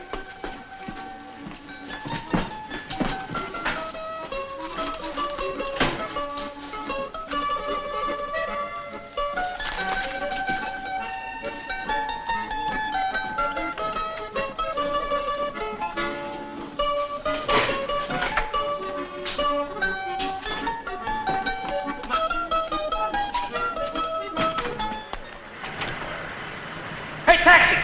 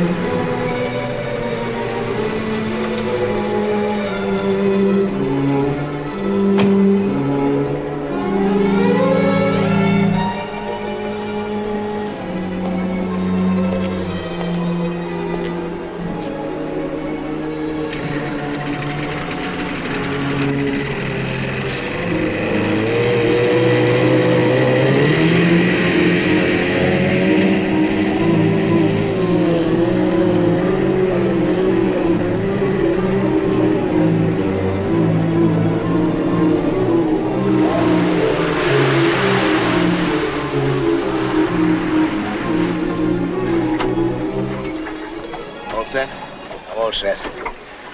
That's the yacht over there. Take a look.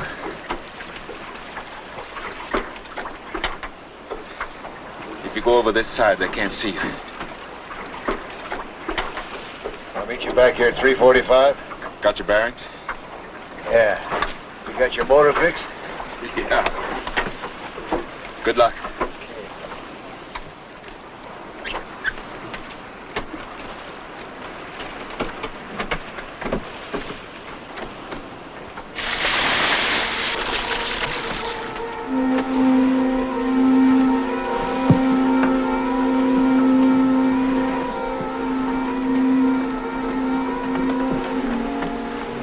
Hi, what can I do for you? Well, one thing you can tell me is, where's Mike Nelson? Who? What do you mean, who? Mike Nelson, the fellow that was in the boat with you. I was the only one in the boat? What are you talking about?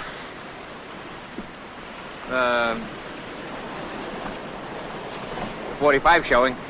It's a 38. It comes in handy sometimes down here for anything that might need killing. Like Mike Nelson?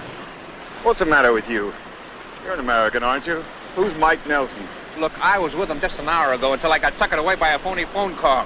Then I saw him hustle in that car and then in the boat with you. What'd you do, use that gun on him?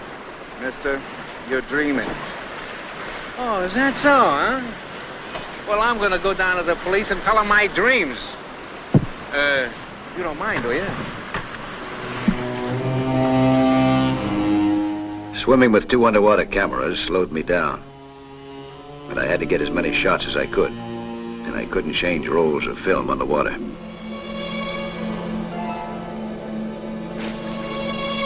Everything looked quiet. Then I thought I saw an odd-looking cable near the waterline under the stern of the yacht. I could see the watch officer on deck. I knew he wasn't watching for weather. He was there to see that any nosy visitors like me would only make a one-way trip.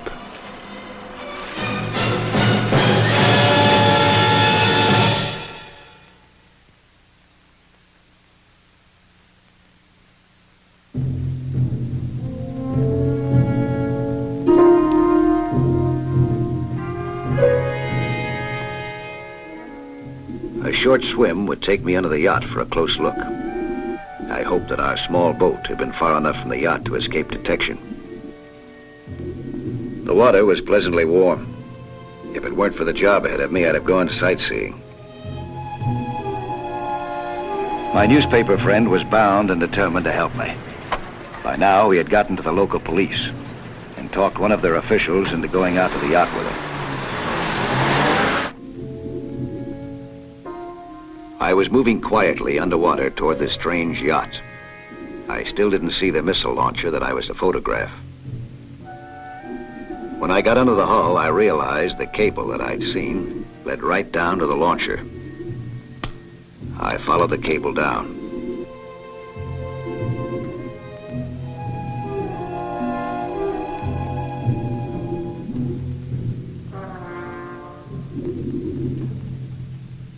What I saw resembled our own equipment, but was obviously foreign.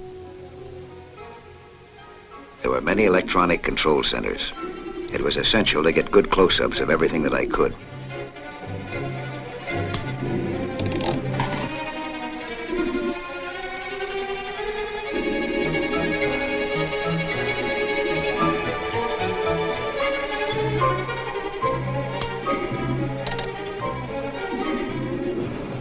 By now, the police were on their way out to the yacht.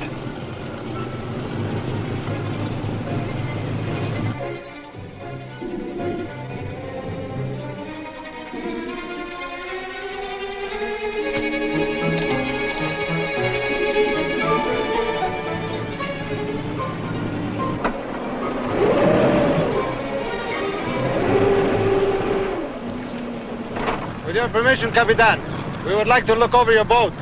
Please assign a reason. We are looking for someone. Name? A Mike Nelson. Reason for belief that he is here. Well, what's all this talk? Let's get up there and search the boat. Watch officer. Now, again. Reason for belief that he is here. Because it came out near here in a motorboat and then it came back without him. With your permission, Capitan, We will come aboard and look below. Lieutenant, we are in international waters, beyond the 3-mile limit. I can permit no search. I will consult with my superiors. This friend of yours, he is a military man? No, he's a civilian frogman.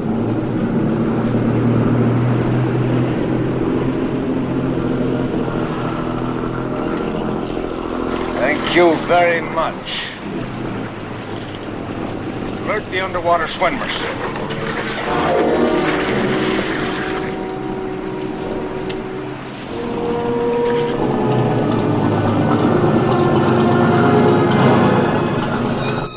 I had photographed all the equipment but this part. The missiles could be activated by a nearby ship, or by a fishing boat, or a pleasure craft, like the yacht on the surface. The U.S. coast was less than 1,000 miles away, and this missile launcher was a gun pointed straight at it. No wonder our government needed to know what was going on.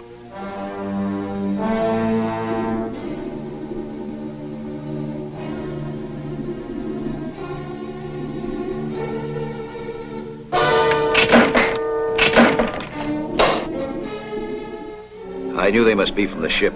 The odds were bad. I had to run for it. But the 2 cameras were a handicap.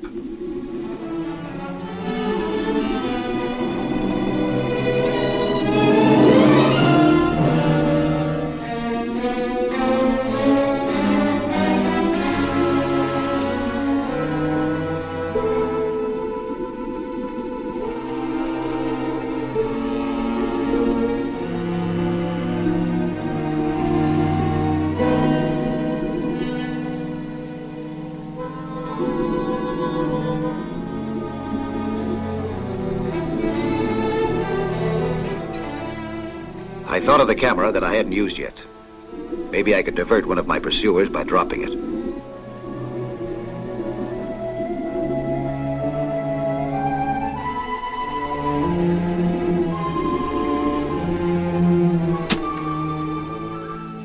It worked. One of them dived for the camera. I still had the other man to deal with, and I had to do it before his buddy joined him again.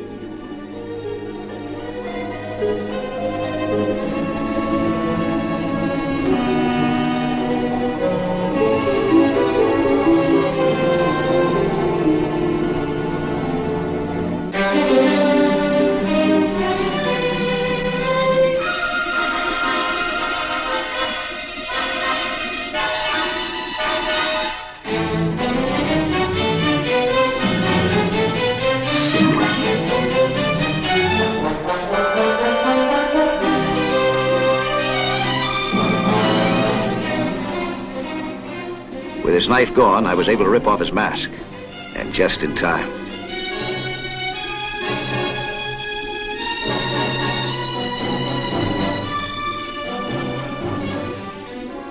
While his buddy helped him, I swam for the bottom. I had a plan.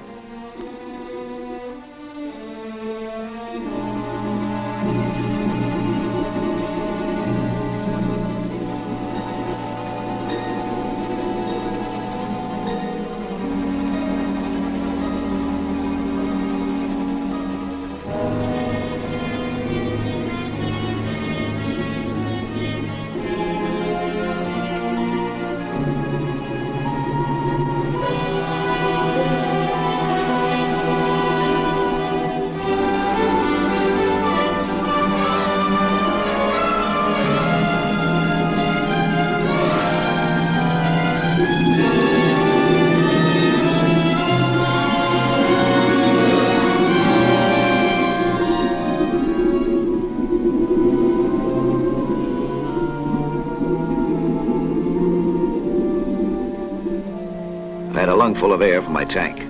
It was all I needed to get to where I wanted to go, the yacht.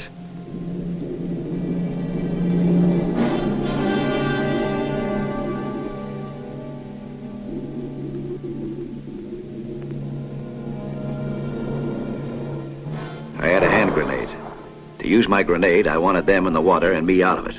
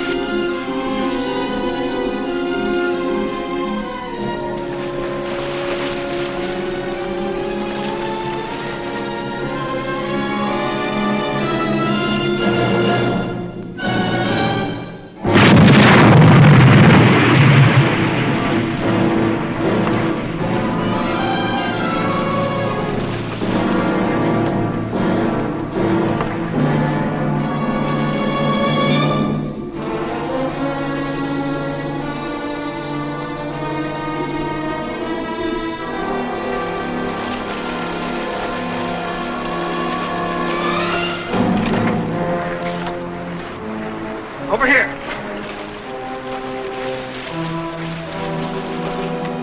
Not one of our men.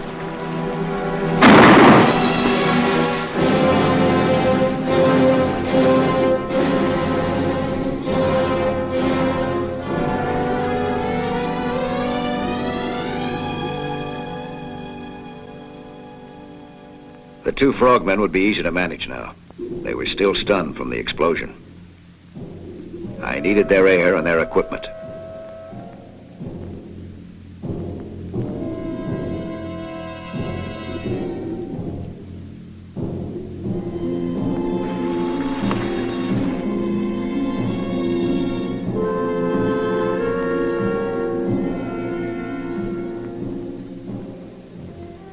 I removed their weight belts so they would float to the surface.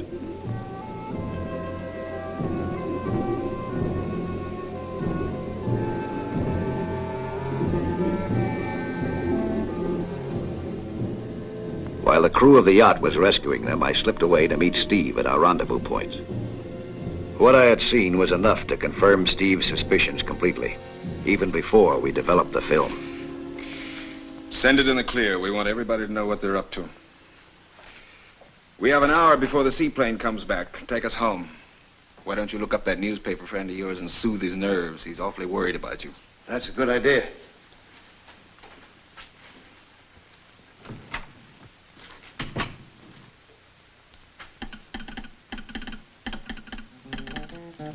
You mean it wasn't you in that car, or going to that house, or in that boat? Suppose I have a double here.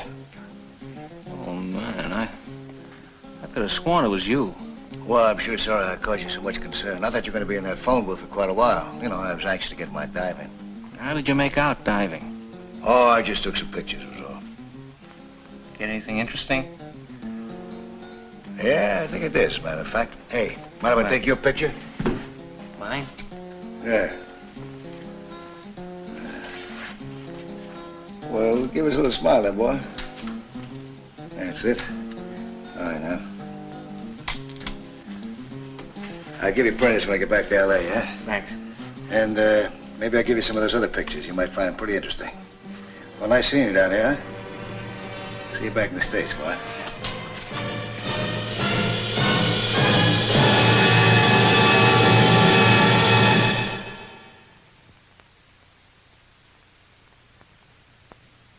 Hello there. I'm Lloyd Bridges. You know, 3/5 of the world is covered by the sea. And how little most of us know about that underwater world. Go below with us again next week, huh? For another thrilling adventure in Sea Hunt.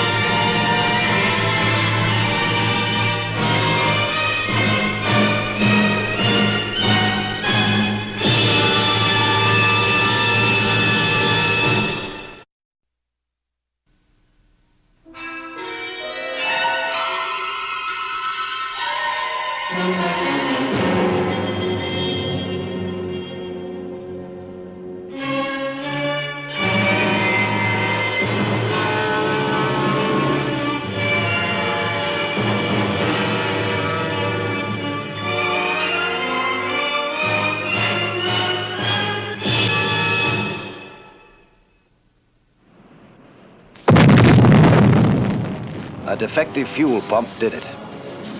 The explosion wrote the end to Professor George Dale's brilliant career at a moment of triumph. He had discovered the site of a long-lost Mayan city, once inland, but now underwater. Dale's body was cast ashore. The map he'd been working on went down with the boat.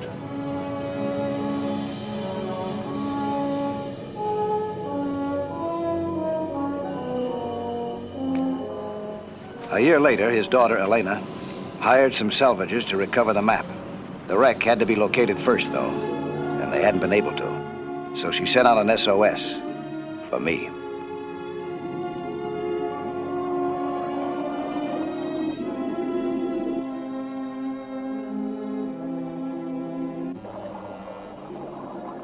That's how I wound up partners with a hard hat diver, Mac. Mike is my name, Mike Nelson. Mac and his buddies had been searching a week.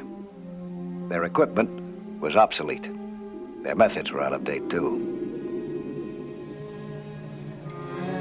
All the same, they'd covered a good part of the area in which the wreck was most likely to be found. Sooner or later, I guess, one of them would have found it by luck alone. It so happened, the luck was with me. There it was, just about where Elena had thought it might be from the start.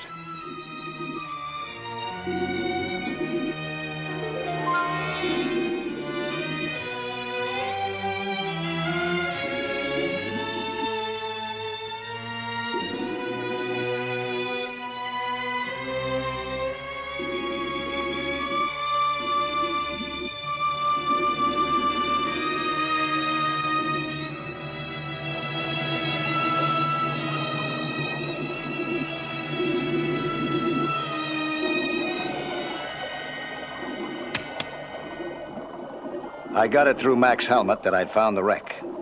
All he had to do was follow me.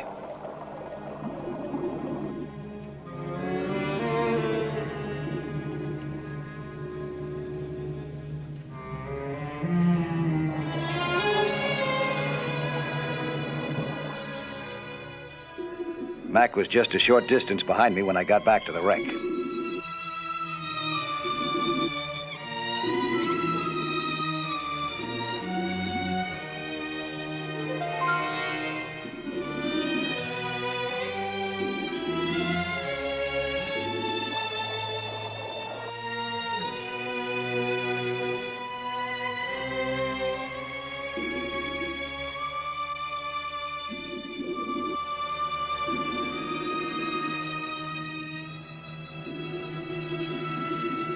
I began to wonder what was keeping him.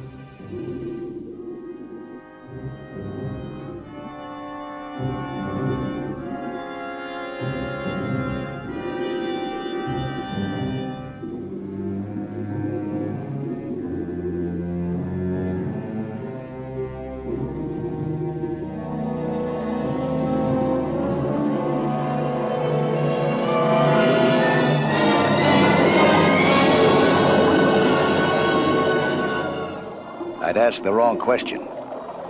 It wasn't what was keeping Mac, but where had he gone?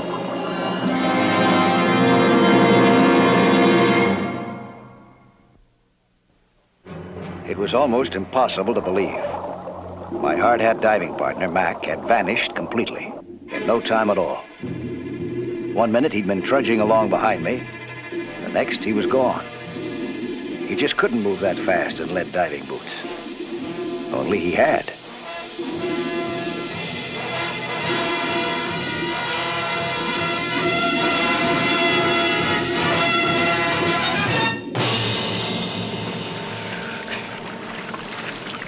Is Mac aboard? What? Did you haul Mac aboard? No, of course not. They're still pumping air to him. Well, tell him not to bother. He's not hooked into that air hose anymore. What are you talking about? Don't fool around. Haul up the hose and see for yourself. I'm going down to see if I can find him.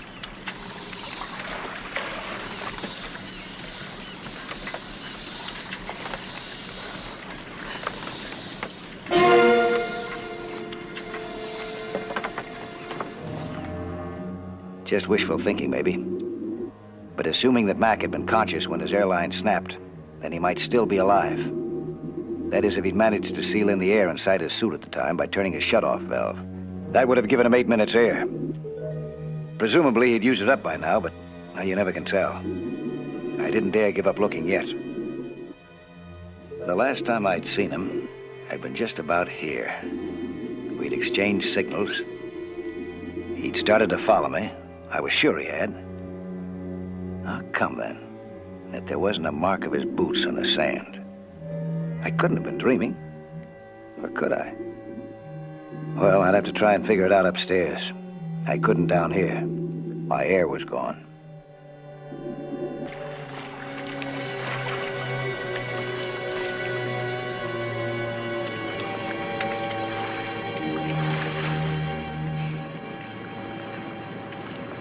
Where is he, Mike? What happened? Something snapped off his airline. That's all I know. What do you mean that's all you know? You must have seen what happened. All I saw was a broken air hose. Oh, no, wait a minute. Nobody just disappears. What are you trying to hand us? I'm not trying to hand you anything. Now, your friend's lost down there. You better start looking for him. Just like that, huh?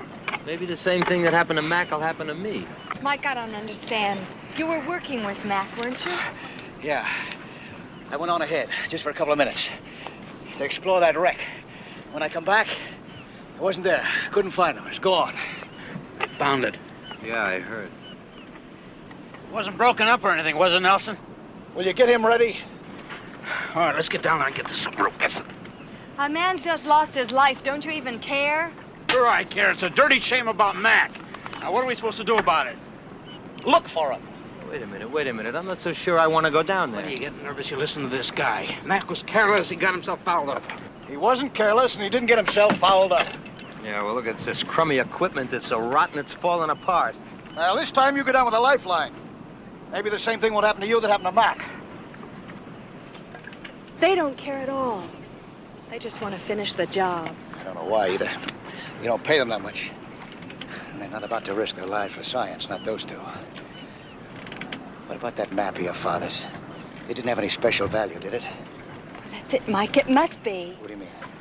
This entire area was the site of a Mayan city once. It was? A treasure city, with millions in gold buried beside an artesian well. It was rumored that my father found that well, and if he did, he marked it on the map. Well, then that's the answer. We don't have time for that now, though. We gotta see if we can find Mac. Hey, you all set? Just about.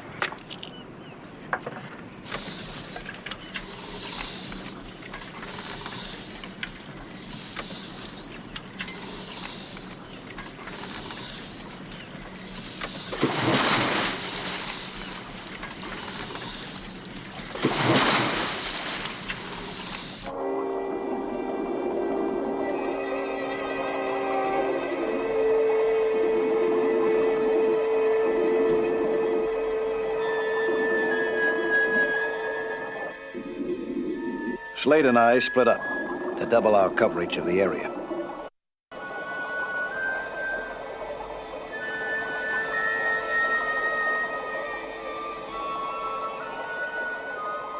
A freak current might have carried Mac off. That's what I was looking for.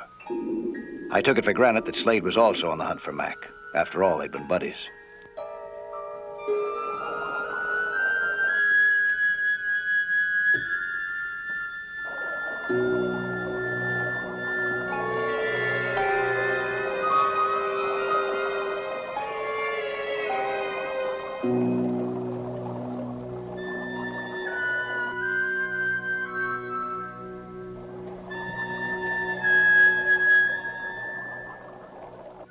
I learned later that I'd been wrong about Slade, too. He wasn't searching for Mac. He was looking for the wreck.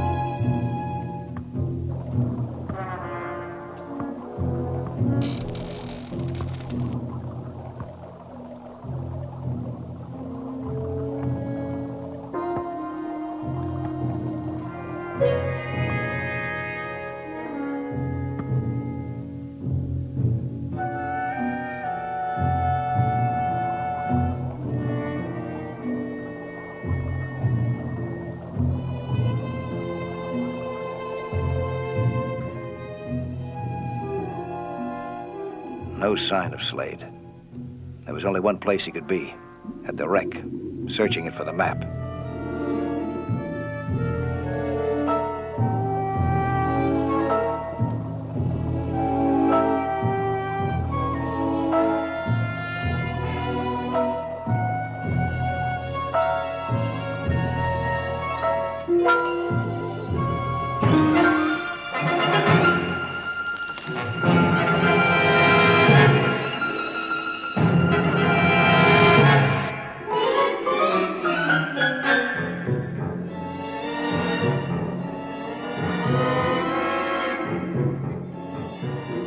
Then I saw it.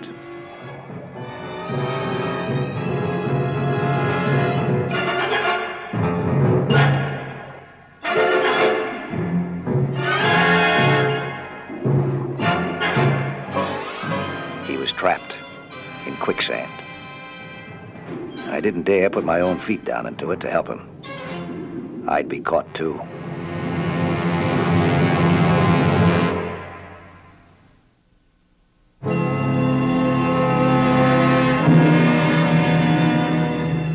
Slade was sinking deeper into the quicksand every minute. I couldn't haul him out without getting trapped myself. The trouble was that the crew upstairs had let his lifeline go slack. I signaled for them to take in the slack and pull.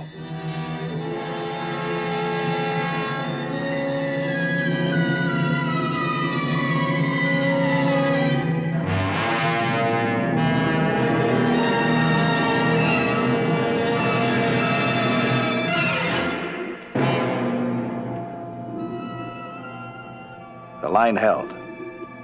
Slade would make it to the top okay. He'd probably have some bad dreams, but then so would I.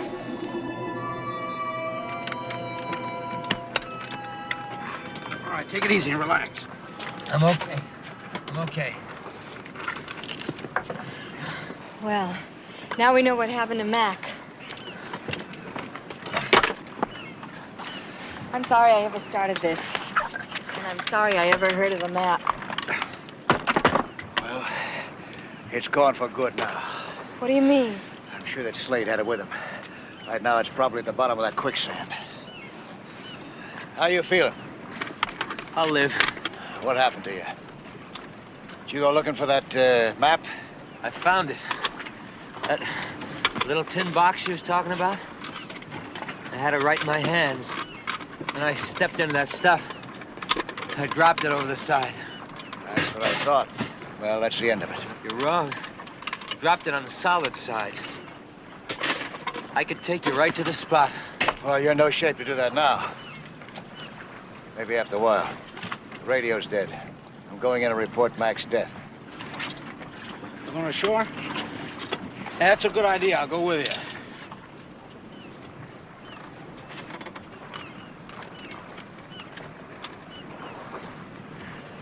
I won't be gone long. You'll be okay, huh? Mike, I'm going down there. What? What are you talking about? I'm going down there while you and Young are away. Slade won't be any problem the way he's feeling. But you don't know how to use a tank. Dive with a hard hat. I know how to handle that kind of diving equipment. No, it's too dangerous. Mike, I want that map, and I don't trust them. It's too dangerous. Now, you promised me you're going to stay here.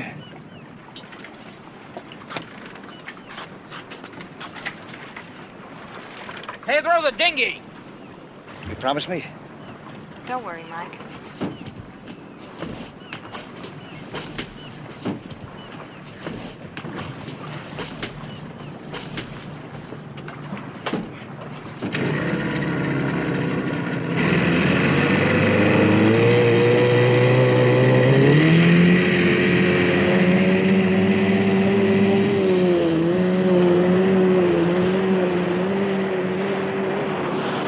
Now, so let's you and me have a little talk. About what? About the future. Now, what do you think that map is worth? I don't know. Why don't you get to the point? There's a fortune down there. That's what I think it's worth. We're hired help. What that map is worth doesn't concern us. Brother, well, there's a pile of money where we can get our hands on it. It concerns me. Now, you're the kind of guy not gonna let me get away with it. Is that right? You wouldn't kill me for just a piece of paper, would you? I'd kill you for what it represents. But you don't even have that map. I'll get it. I don't think you will. Take a look.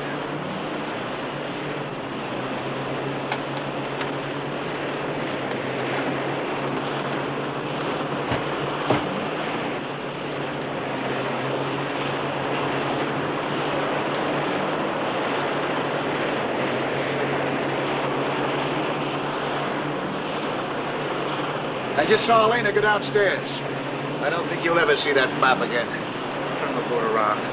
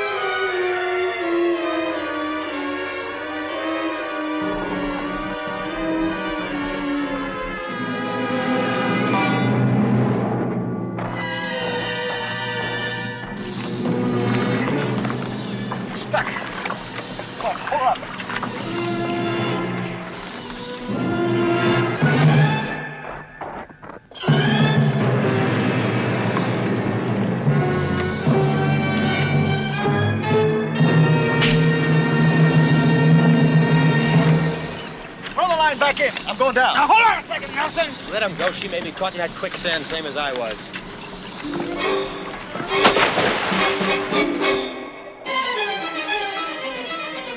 I followed her airline down. I was hoping every foot of the way that it wouldn't lead me to what I'd found on the end of Mac's line. Nothing.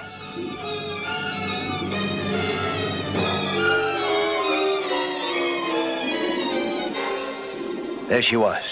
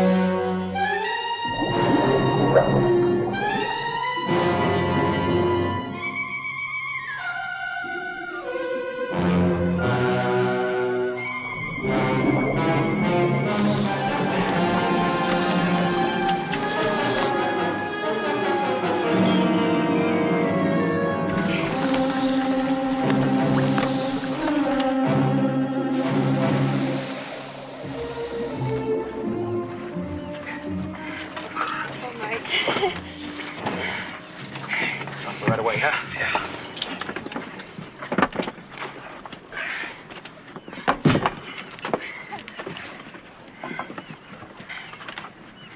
Where you go with that?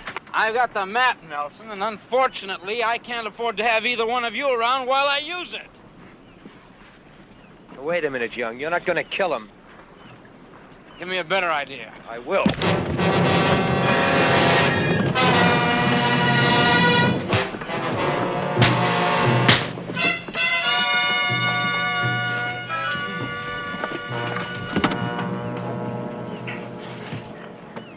Well, that was a pleasant surprise.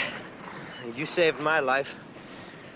Here, I guess this belongs to you. Oh, you can have it. You're kidding. No, I don't need that map. I can find that treasure without that. I know where it is. It's the bottom of the quicksand. You're joking, aren't you, Mike? Nope. The sea swept over that Mayan city. The sand covered up its buildings. But nothing could be done about that artesian spring. It just kept on bubbling. And formed the quicksand. That's right. That's where that treasure is now. Nobody can get at it. Here. You want this? You remember your father by? No. I just want to forget the whole thing. Mac's death. Him. Well, I'm with you.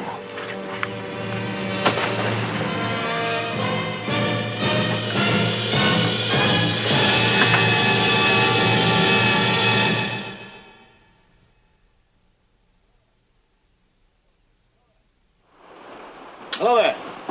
I'm Lloyd Bridges. Skin diving is fun and adventure for young and old, but it can be dangerous. So know the sport well and don't take any chances. Be with you next week for another exciting sea hunt.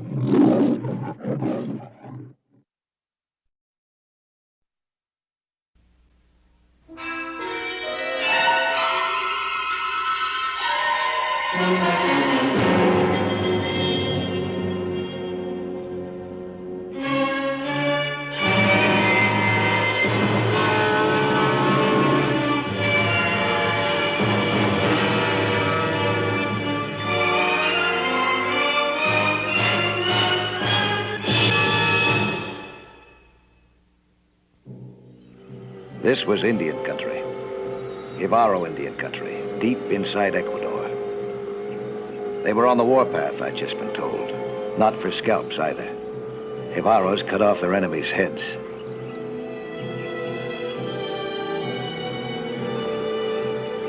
Well, Warren had his head on his shoulders, I was glad to see.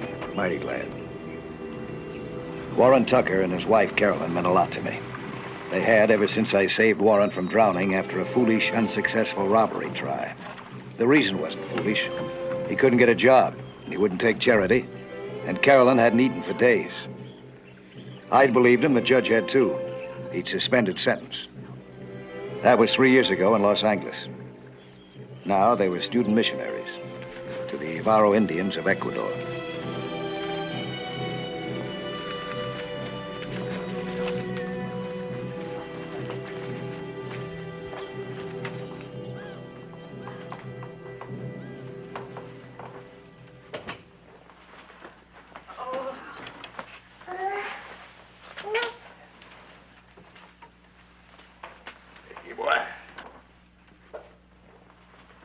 Well, don't just stand there. Say hello to your godson. Well, say something to me. Oh, boy. Hi, Michael. Hey, he's sure a beauty, kids. Just great. I felt pretty good, believe me. I didn't know that I'd be holding him underwater soon to save his life. I'd come to Ecuador on a diving job. On my way home, I'd stopped off to visit a young married couple in the backcountry. Good morning, Warren. Oh, good morning. See this book you brought me about the Navarro Indians. It's just great. Ah, glad you're enjoying it. That's all I heard yesterday when I stopped by at the hospital to ask directions of your place. Hey, that hospital's only about a mile away from here, isn't it? Oh, by water, yes. It's quite a bit farther, though, through the jungle. Ah, a lot riskier, too, according to Dr. Bruni. He tells me this whole area around here is pretty dangerous, even when the Avaros aren't acting up. Yes, I know. We haven't had any trouble so far. Their chief, for wonder, well, he seems to like what we have to say. And the way we say it. He even sends presents to the baby all the time. He does, huh? Yeah. Hey, I can't get over your presents, Mike. No kidding. I'm glad you liked them. Especially these books. You know, they're really going to help a lot. And the toys? Michael took every single one of them to bed with him last night. Boy, he's sure a cutie. Yeah, I didn't hear him this morning when I woke up. Is he still asleep? I hope so. He had a real bad night last night. He was coughing and coughing. I think he's coming down with a cold. Morning, Mike. Morning, Carolyn. Hey, what's this I hear about a little boy, huh? He's got a cold? I hope that's all it is. He's really sick? I don't know. But he coughed so much last night, his whole throat's all red and sore. We're gonna have to get something for it. Yes. Oh, you mean from Dr. Bruni? I'll be glad to go in. Oh, thank you, Mike. I'd appreciate that. Maybe we better call him first, though, huh? Right, he might want us to take Michael in.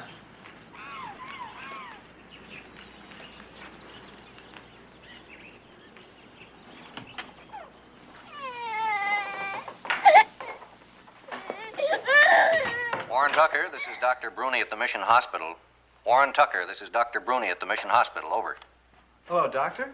This must be mental telepathy. I was just about ready to call you. Over. Well, I'm not surprised, unfortunately. I just heard from Osgood at Station 4. They attacked his compound last night, and now he's completely cut off. And he will be until a government gunboat gets there. What's your situation? It's nothing like that, Doctor. No sign of trouble here. Gee, I'm awfully sorry about Osgood, though. Yes, and I don't want that to happen to you. Now, that's the reason I'm calling, Warren. Stay inside your compound, all of you. Okay, thanks, we will. I was calling about Michael, though. He's sick. Here's Carolyn. She'll tell you about it. Hello, Dr. Bruni. Michael isn't very sick. His temperature's only 99.9, but he's very flushed and he has a very hard cough. Yes? Any wheezing with it? Well, yes, and he keeps trying to clear his throat. It could be post-nasal drip or possibly a touch of croup. I'd like to see him, of course, but I can't leave my post. And it's not safe for you to bring him here. Now, what are we going to do? Let me talk to him. Doctor, this is Mike Nelson. I met you yesterday. There's something you've got down there that could help him, isn't there, if I came in and got it? Yes, we're well supplied here, but I'm not so sure that you can make it down the river. I'll make it. Very well. I'll have everything ready and waiting for you. Over and out. Okay.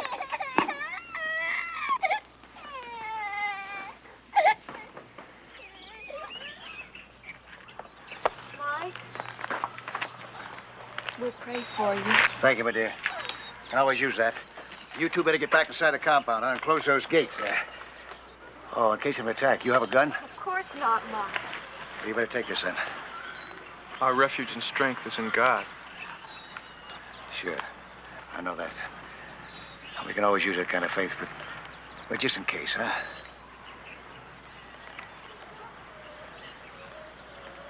Just in case.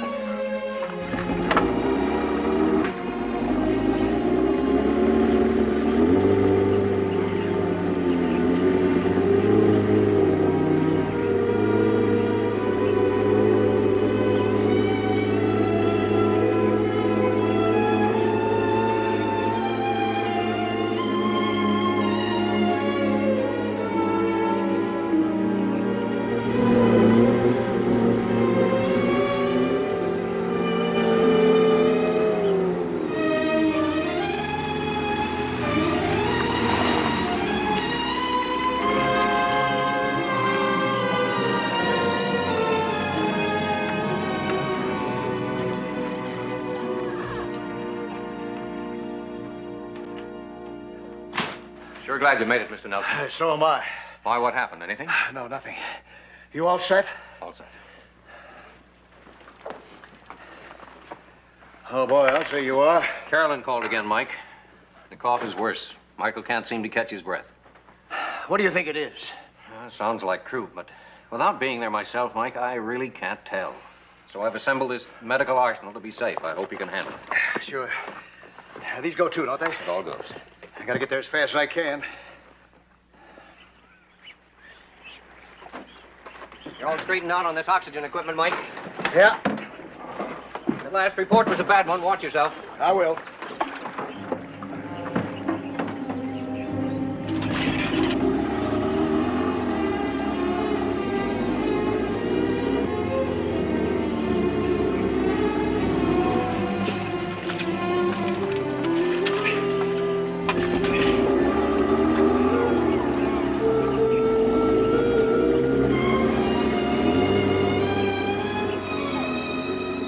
Not being able to see any danger didn't make me feel any safer. The Varos learned long ago that surprise attacks from undercover work best for them.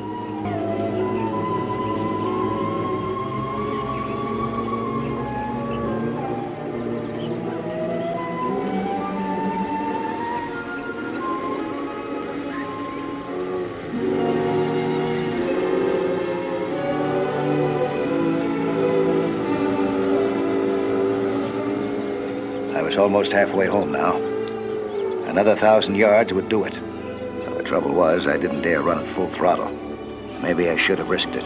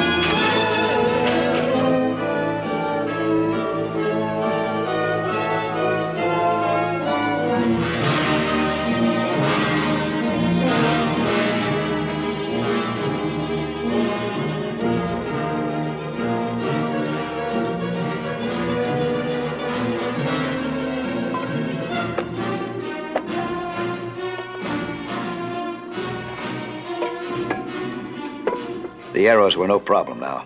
Not down this deep. I had something a lot more serious to worry about.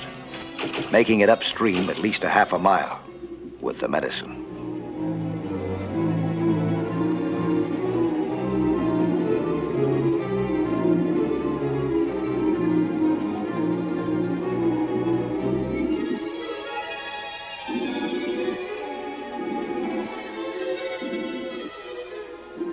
By this time, I was using up energy and air at a frightening rate. Much as I wanted to stay with it, I couldn't. I had to get this gear to shore now, even if it meant landing in the middle of a Navarro encampment.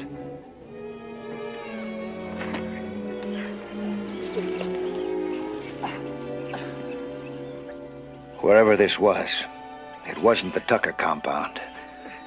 Even if I could get past the Navarros, how was I going to find my way through the jungle with the medicine?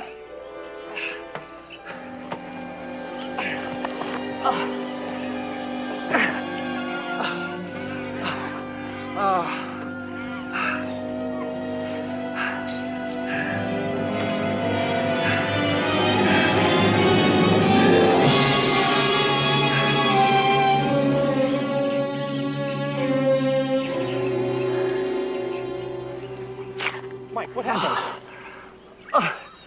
Nothing. I just too much of a load, I guess. How's Michael? Maybe the medicine will help. Or the oxygen. Okay, come on. The sooner the better, huh? Here, take this.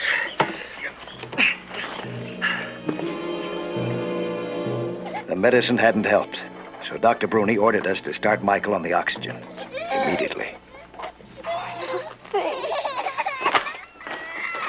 Are you ready for this? Just about. Turn it on, huh? I'll regulate it here. Okay. Easy, baby. It'll be all right. Just wait one more minute. All right, Carolyn.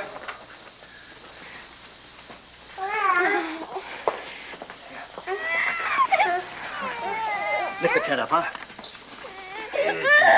Easy. It's all right, boy. Yeah, you're gonna be fine now, mate. All right, put it down. I'll put it up there. There we are.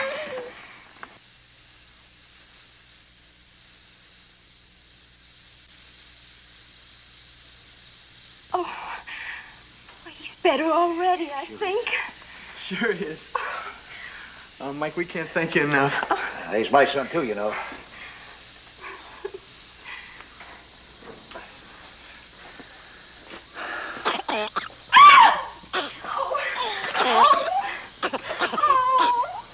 Oh, he's choking to death. I'll call the doctor.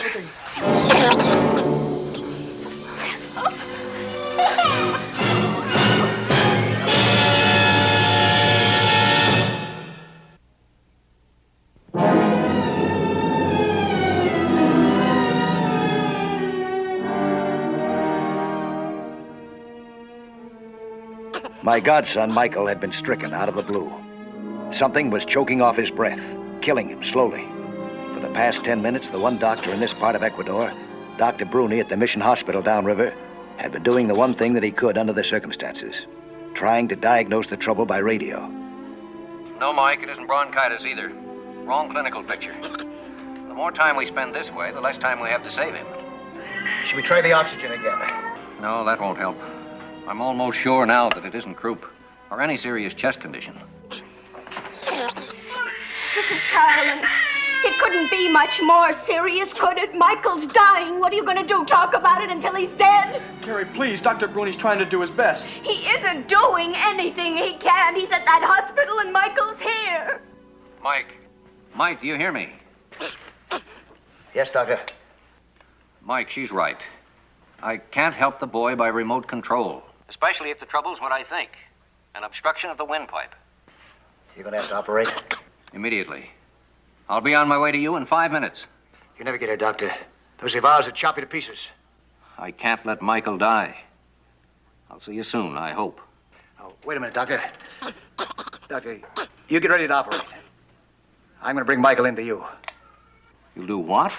How? You don't even have a boat. I don't need one. Now, you get ready.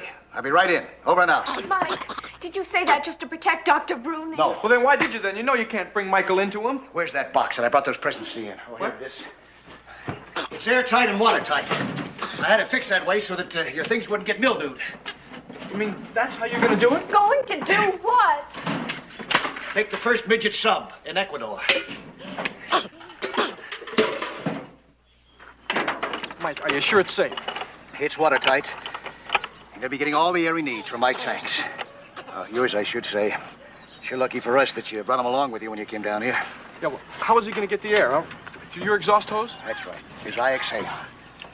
You know, we only use about a quarter of the oxygen in the air when we breathe. And that'll be all he needs. And when Michael exhales, the stale air is going to escape out here. That's right, through this one-way valve. There won't be any possible way that water can escape, huh? There shouldn't be. Carolyn, you're ready for Michael now.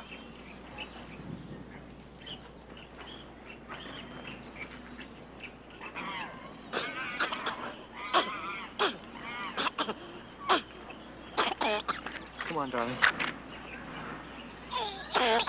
Carrie, it's his only chance.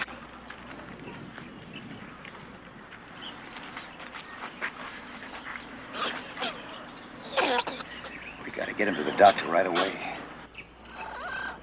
He's only a baby. He means a lot to me, too.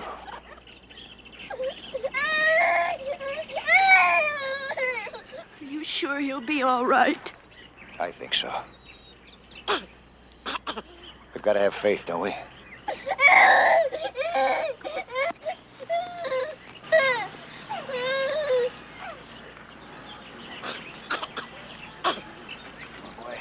In you go.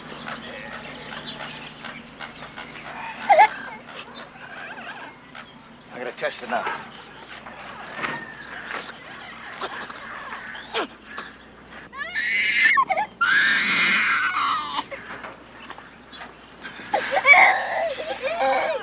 Tight, all right.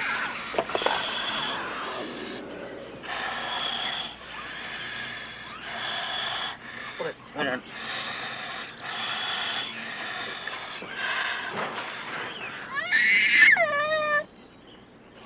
Yeah, he's fine.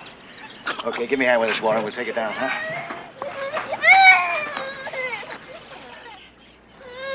Ready. Just a moment.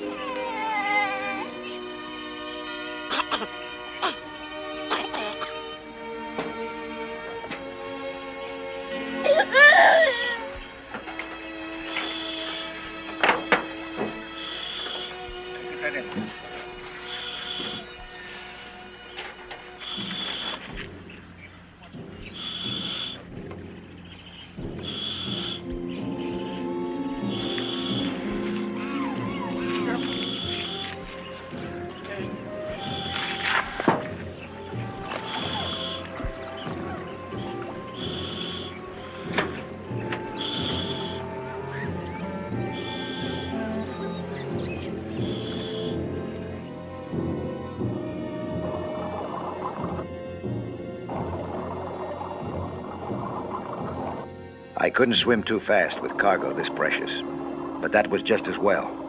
It kept me from using up air too fast.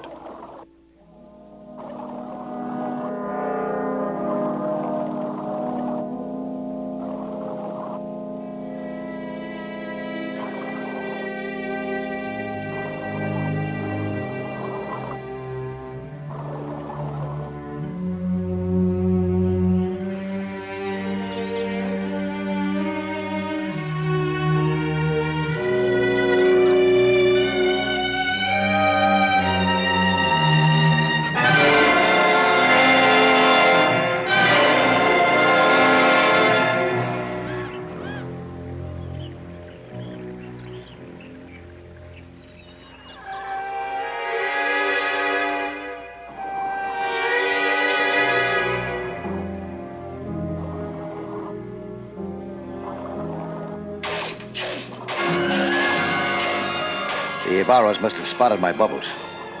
I was far enough down, though, to be safe from that kind of attack.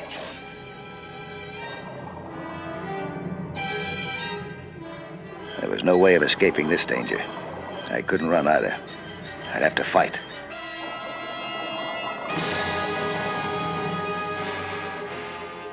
The alligator either didn't see me, or didn't like what he saw. I figured we had only a few hundred yards to go, but I also figured that we didn't have enough air to complete the trip underwater. I cut in my emergency supply. That'd give us another 2 minutes. The instant we surfaced, I planned to detach the exhaust hose from my regulator and use it as a snorkel for the baby. That way I could keep the box underwater, safe from arrows.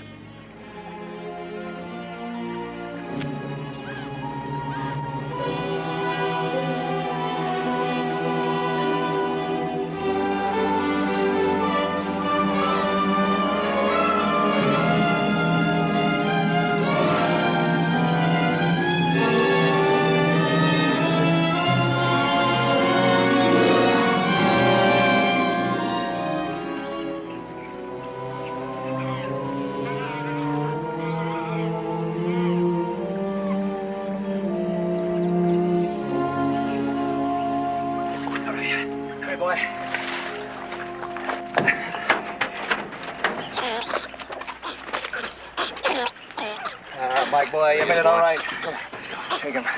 Here we go. Hang on.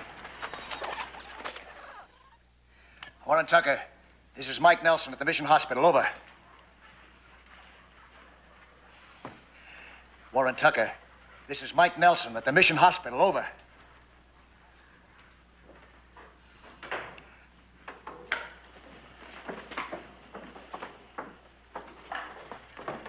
Doctor. He's all right. He's all right. I didn't even have to operate. Oh, thank God.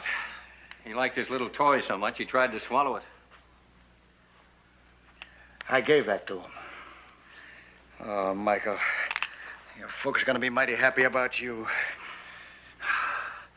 You know, I'm worried about them. I've been trying to get them on the radio. No luck. You're all right, sweetie boy. I'm going to call them again. Mike, I'm afraid the reason you got through with Michael is the Javaros are busy attacking them. I'm not going to believe that. Warren Tucker, this is Mike Nelson at the Mission Hospital. Over. Warren Tucker, this is Mike Nelson. Dr. Bruni. Is he all right? He's fine. Mike got him here in time. Thank God. Your son tried to swallow something he shouldn't, that's all. I removed it with a forceps. Oh, thank you. Oh, Mike, we'll never be able to thank you enough. Doctor. Hey, how'd you make it here, Warren? I dug out from the Varro camp up the river. What were you doing there? We couldn't believe that Trooper Wanda had turned against us. So we went to see him, and we were right. He'd been sick. Delirious. And those witch doctors thought he was full of evil spirits. Yeah, and the only way to cure them was to kill some missionaries. So we gave him some quinine instead. Worked wonders, Doctor. Oh, apparently. When we told him about Michael, he gave us a military escort down the river. You didn't take my gun with you. No? You risk your lives, huh? Unarmed. Well, didn't you? Yeah. But I just had to believe that I could make it. Well, so did we. For the same reason, Mike. We had faith, too.